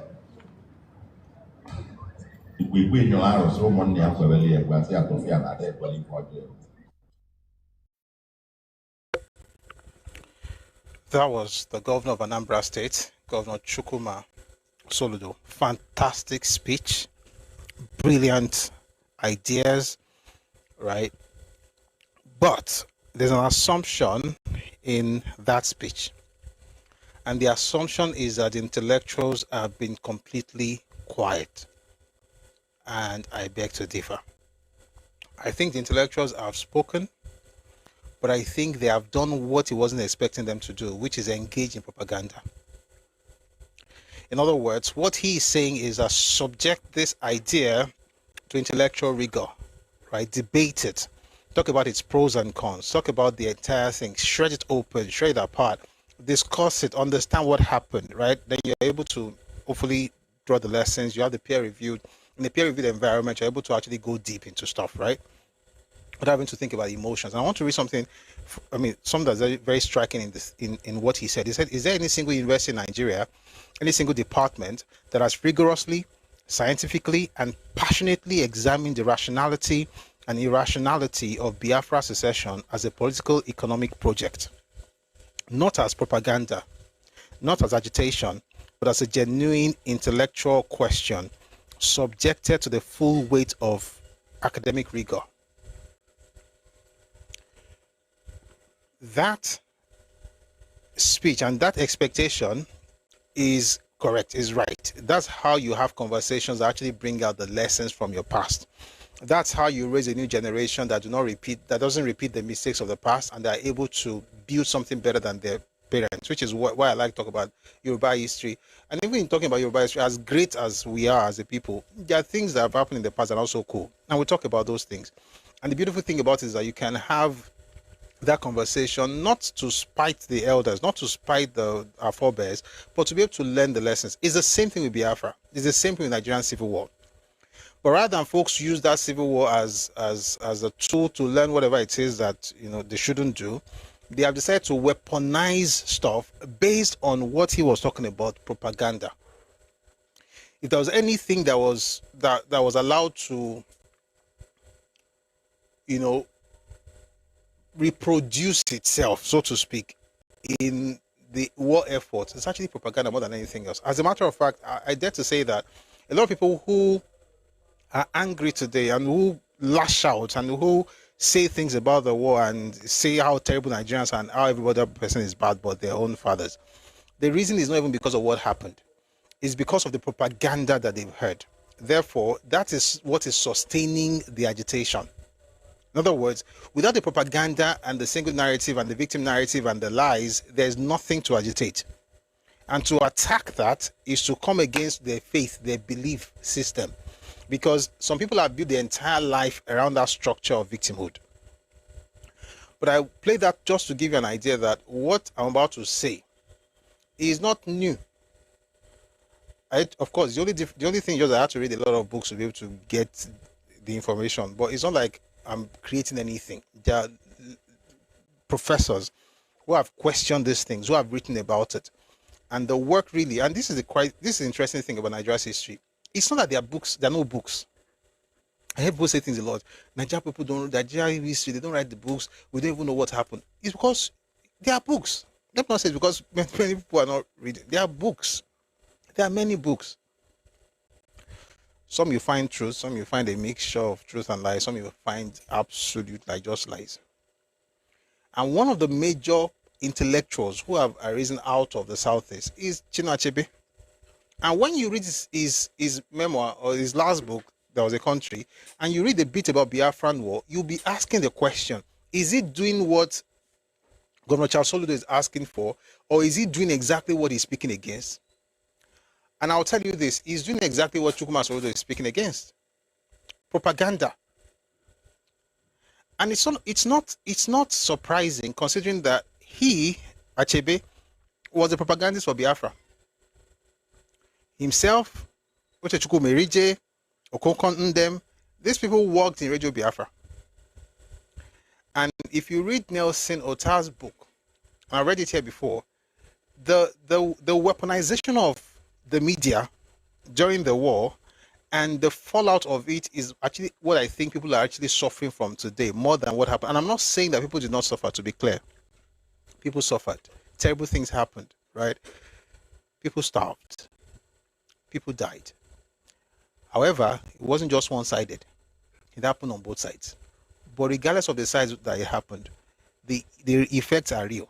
Okay? However, the narratives have lasted longer than the events of the past. In other words, the memories of the events are not as even active as the narratives around those events. So the narratives have lasted much longer than the memories of the event.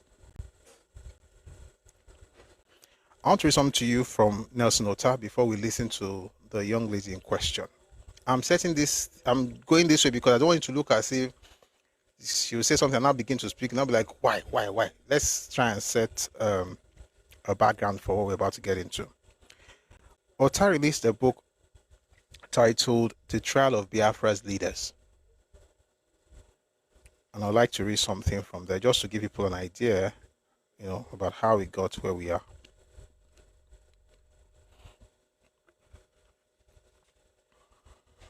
It says here, Ojukwu and his aides, still very much ensconced in the comparative safety and comfort of the State House, Enugu, were determined not to listen to or cooperate with the field commander. Millions of the inmates of Ojukwu's monolithic empire fed on nothing but the fanfaronade being dished out by Radio Biafra and so still convinced that no force in Black Africa could bring the Biafran Empire down, were not listening either. So he said millions of the inmates of Ojuku's monolithic empire, he sees the people as inmates, almost like prisoners. Monolithic empire essentially is about Igbo, the ethnicity, and the narrative. And they fed on nothing but the fanfaronade being dished out by Radio Biafra, and they were still convinced that no force in Black Africa could bring the Biafran Empire down, and so they were not listening to anybody. Stay with me. The euphoria was too massive to allow either doubt or dissent. Lieutenant Colonel Banjo, the pessimist and coward, could go on clocking all over the place like a fussy hen. Enugu was still under this propaganda-induced mass hypnosis. When the troops of the 2nd Division of the Federal Nigerian Army recaptured Benin from the secessionist troops on 20th September 1967, Lieutenant Colonel Banjo had, even before the fall of the ancient city, removed his headquarters to Agbo. Things were no better for Ojuku on the Nsukka front. It was in the same month of September that Major T.Y. Danjuma had issued to his troops an order of battle that read, "Mission to capture Enugu by 1800 hours on D7. When the 1800 hours struck, Major Danjuma and his troops started to advance rapidly towards Enugu. This was in the morning of 12 September 1967. Major Danjuma's advance brought him and his troops to such towns between Nsukka and Enugu as Akwebe, in which a young Nigerian intellectual, Major Christopher Okigbo, was killed after his battalion headquarters had been outflanked, Ikolo, Ogbede, Umulengbe, and Okpatu. At this time, Radio Biafra, please pay attention to what I'm about to read. At this time, Radio Biafra was still busy announcing the recapture of Nsukka and Okwe. Nigerian forces don't enter, collect Nsukka from them, conquer Okwe.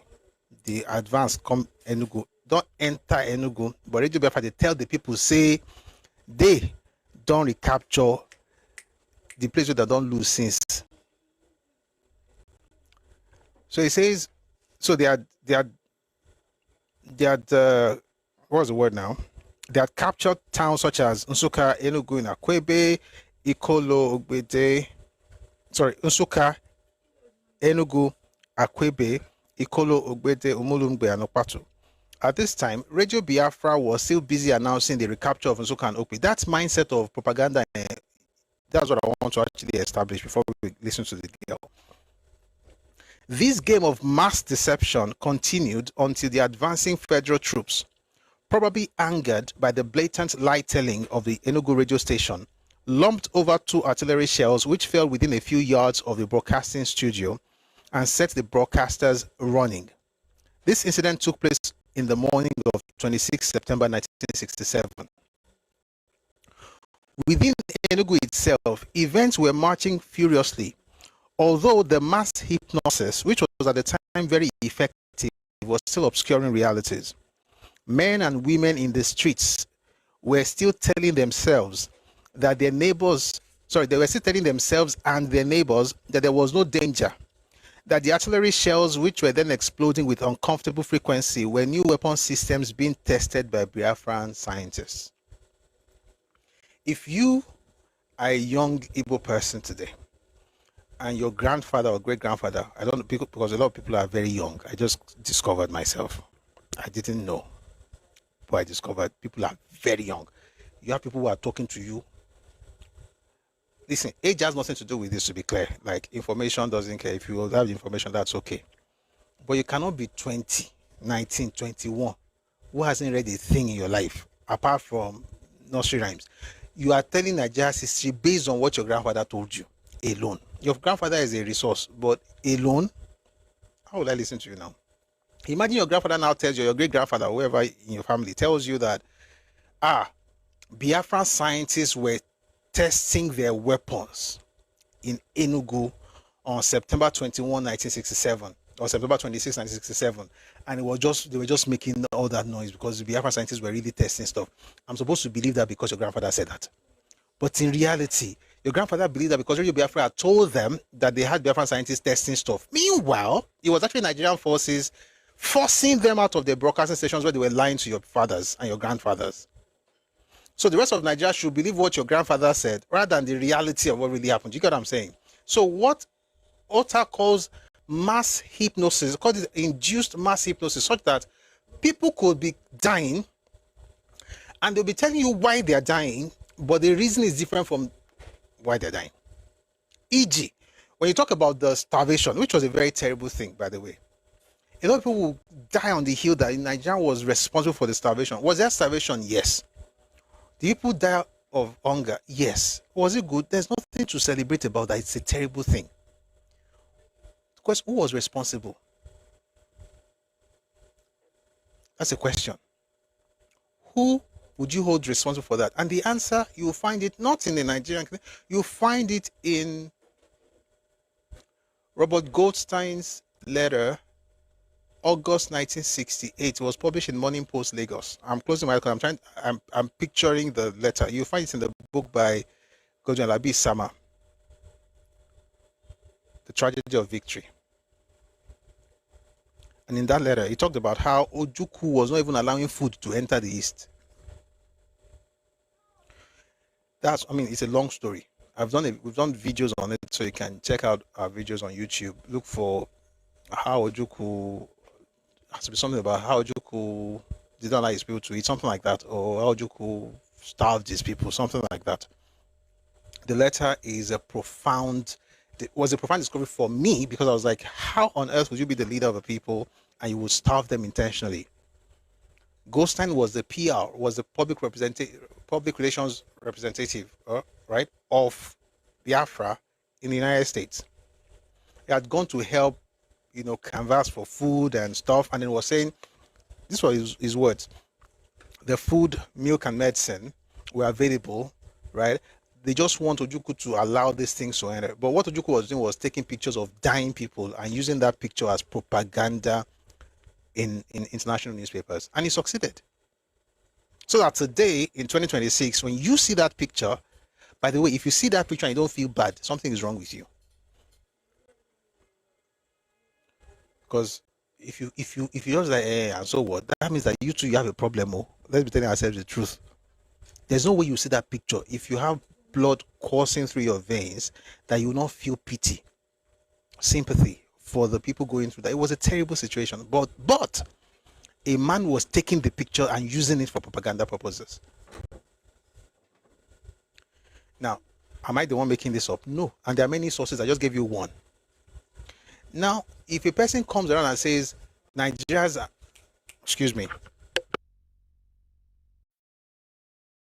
if a person comes down and says, see what Nigerians did to our people, and I say, well, I understand what your grandparents went through, or your parents, I understand what they went through, was terrible, but hey, this is what happened, and I break it down. And like, you hate us, you're a bigot, you're a tribalist. You are not thinking. Because in your mind, we have to forget what really happened and go by what Radio Biafra has taught you. And that should be our history. No, it can't be our history. We're not that dumb. We're not even dumb to begin with. Another example, there's a man called Okonkwo Ndem who used Radio Biafra to tell everybody in Igbo land, right, that the food that the Nigerian government was sending to Igbo land was poisoned. He said it was poisoned. There are young Biafrans who still believe that thing till today. Sorry, young Igbos, I don't know whether they're Biafrans. I don't even know where to put people, because that's what Governor Soludo was saying. You have one leg in Nigeria, one leg in Biafra. You want presidency, but you want your own nation. We don't know where you are. So whichever one we call you, it is well. Some people still believe that Nigerians were poisoning them. What they do not know is that if you read Chief Awolowo's interview, 1963 presidential campaign in Abeokuta, I'm going to read part of it today. What actually happened was that, number one, Nigeria was sending food that should not have sent. And listen, I say it boldly. When you are fighting a war, your enemy doesn't owe you nada. Who granted an interview in 1970 It was September 1970. It was to Frederick Forsyth, where he said that he did not even plan for the food before the war. He said it. I just want to move a lot from the topic today because I want to respond to a particular video. I'm just trying to set a stage. He said he didn't really plan for what they're going to eat. How is that my own fault as a Yoruba man, as a Nigerian? Why should I think I bear a burden? Why should I bear that responsibility as a Nigerian for the mistakes of Ojukwu? When Ojukwu himself said I did not plan for your feeding or your parents' feeding. So number one, Nigeria did not owe the Southeast food. In fact, they could tell the people not to send food. Why? Because they are not responsible for that region that's been cut off. It's a war. War is not good though. May we not have wars in this country. As people on social media saying that they want to fight war, there must be a war. It's not PlayStation, no. And most of these clowns, ordinary GT, what's that game they play? They're always losing.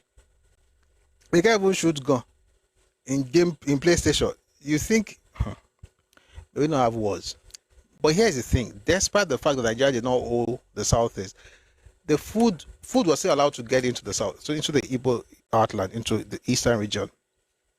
But what most people did not, know, and I will discover this when he eventually went to Port Harcourt during the war, was that the food that they were sending was being hijacked by Biafran soldiers, and the food was diverted to feed soldiers, lecturers, pharmacists, Radio Biafra people, including the person that was saying that the food was poisoned.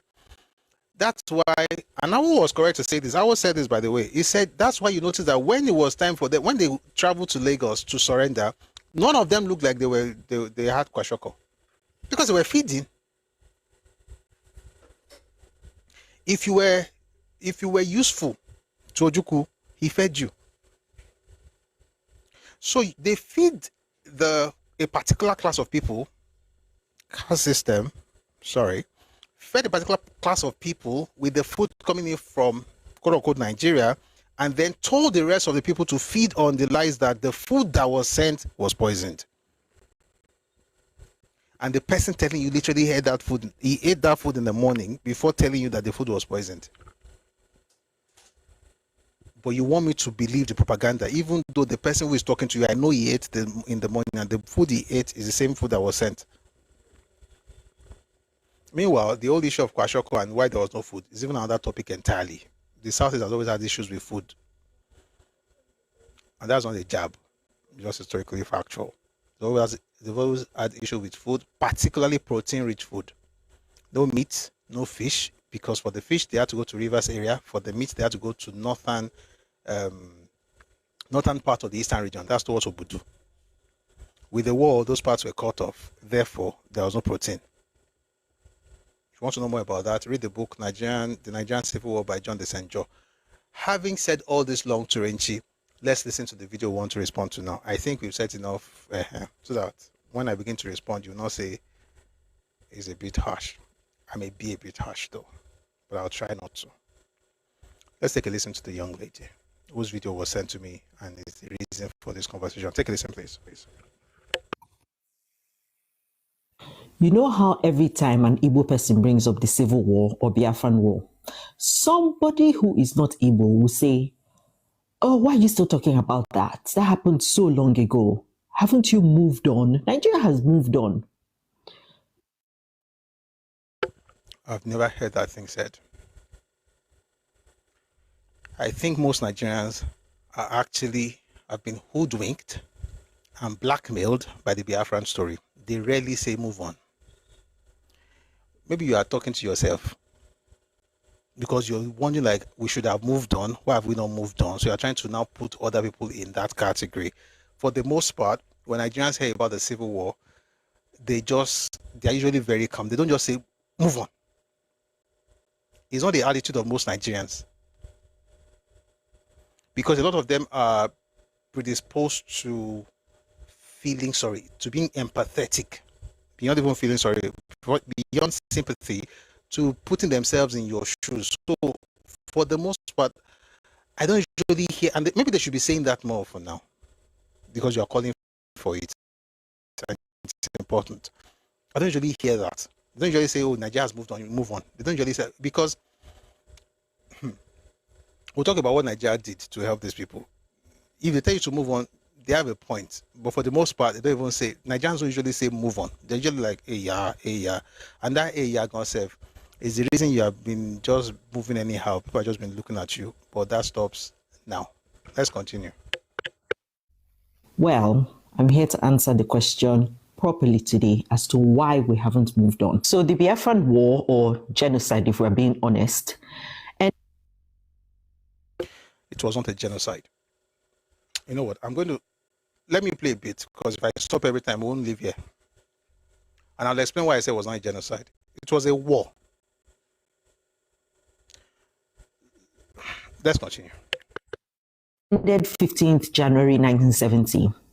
And when the war ended, General Gowon came and said, no victor, no vanquish. It is time for reconstruction, rehabilitation, and reintegration. The Igbos are our brothers, so let them come home. We were given £20, irrespective of how rich you were before the war or the number of properties you owned. It did not matter. You got £20. In 19...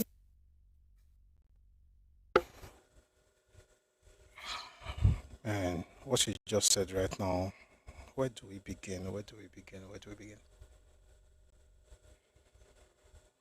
So she made a number of claims. Again, the plan of the objective of some of these videos is to actually appeal to pity. That's what it's all about. Appeal to pity. But it's not going to work. What's a genocide? What is genocide? According to the United Nations Genocide Convention, genocide refers to certain acts committed with the intent to destroy in whole or in part a national, ethnic, racial, or religious group. Was that what Biafra was? No. Biafra, that war, it was a war. And it was, again, I speak like this not as somebody who is flippant or who doesn't care that people suffered. It was a terrible thing. But we've got to be very careful with definitions. That's how Ojukwu said there was a pogrom in 66. It was not a pogrom. It was a massacre. And it was terrible. It wasn't a pogrom. Words have meanings. In the Southeast, every word means something different. For instance, marginalization means something. Marginalization in the Southeast, actually in Igbo mindset, is when you don't allow them to dominate, you're marginalizing them. Words have meanings. Genocide, when you say genocide, it wasn't like they came with the intent to destroy Igbo people. That was not what it was. It was that you were trying to cut off a part of Nigeria beyond your own homeland. And to be clear, Biafra was an Igbo project that was basically about expansionism. You take people's lands and resources and trying to create a nation against their own will, killing them in their land, which we're going to talk about today. I hope we have the time. Killing them in their own land, whether it was in Rivers or in Cross River or in Akwa Ibom or in present-day Bayelsa or in Edo State or in Delta State or in Kogi State, in Benue State, in Lagos State, in Ondo State, killing people. And they say, oh, see, that's not that's a war. That's war. It wasn't like they were like, okay, we're going to wait. What do we do? These people in this particular part of the country, we're going to go there and destroy them. That's not what it was. It's not a genocide. You can use all the words and try to, get that emotional response, but this is the emotional response you're getting. The truth. That's the first part. Did people die? Yes. Was it good? No. Did Nigerians also die? Yes. Was there genocide against Edo people when they were killing them, or against Yoruba people when they were killing them? And these people don't talk about young people need to know what happened. Have a holistic understanding of what happened. So I don't say we have not moved on. If you like, don't move on. You can spend the next 1,000 years not being healed. That's your business. But to now manipulate the rest of the country into just see what you did to me, it's not going to. And you will see where she's going with this, by the way. That's when you understand why I'm very angry. Because I'm actually angry now. But of course, We don't push everything out at the same time, because we have to do everything respectfully, right? You will see where she's going with all this. But here's the thing. You can't use words, right, and act as though words have no meanings. That's the first thing. Number two, people died. It was a terrible thing. It was a war. It wasn't a genocide. Number three, 20 pounds. Okay, we're going to have to move to another device. 20 pounds. She said Igbos got 20 pounds no matter what they saved. That's not true. Let's begin by saying that the 20 pounds Igbo got after the war was not a debt that Nigeria owed them. Okay? Nigeria did not owe, excuse me.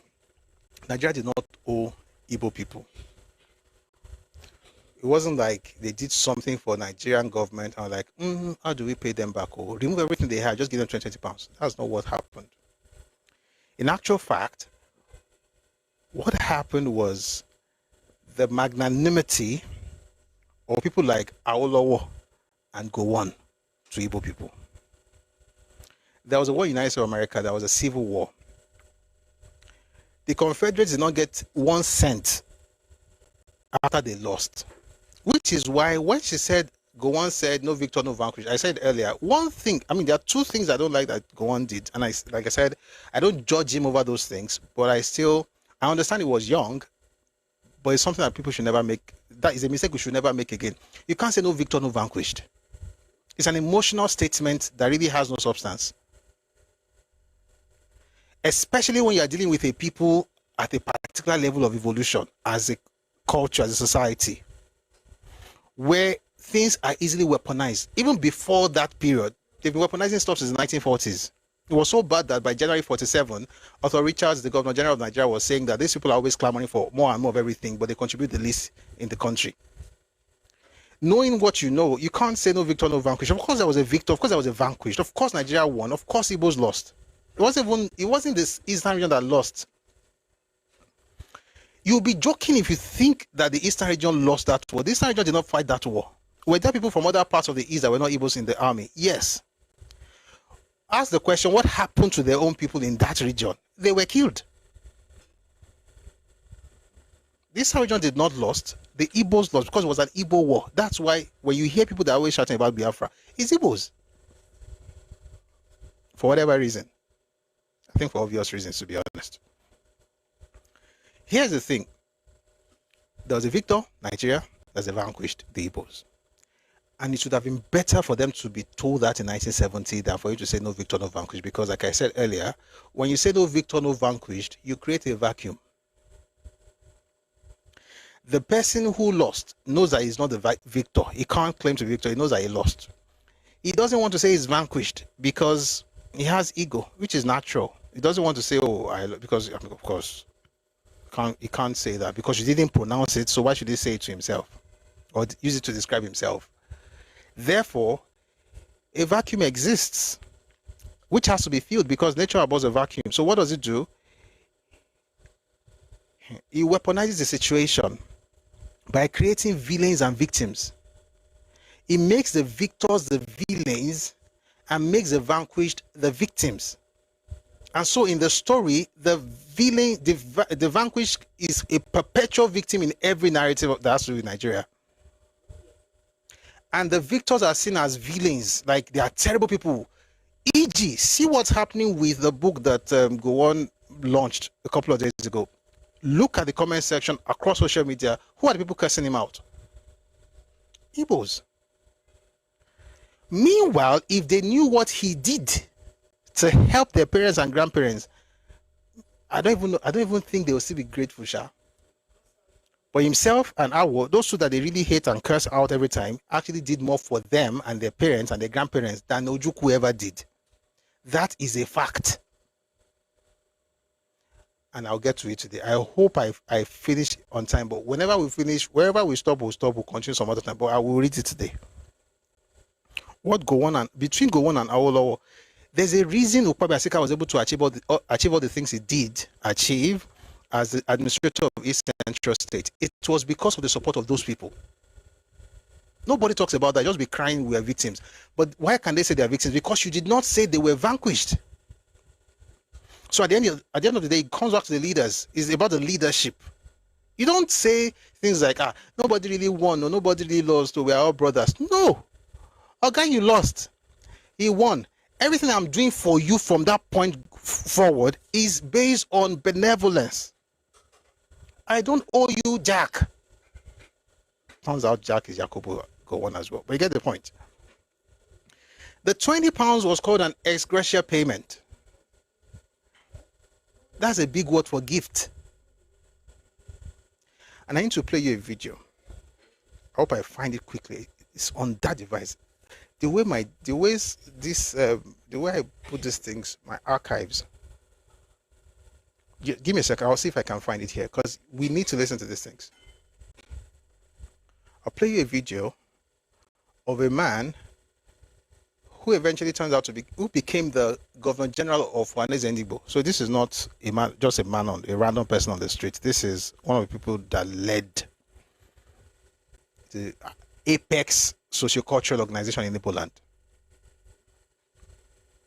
He talked about how his father got £6,000 6 months after the war. I hope I find it as soon as possible. But let me finish the statement about the ex gratia payment. The truth is this. Like I said, after Mumbo. Oh dear.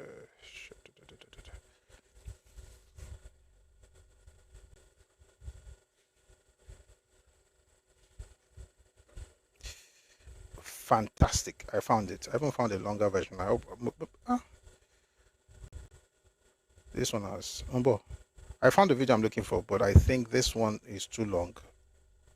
Okay, good. I found a shorter version. Okay. So let me say what I was saying. You see,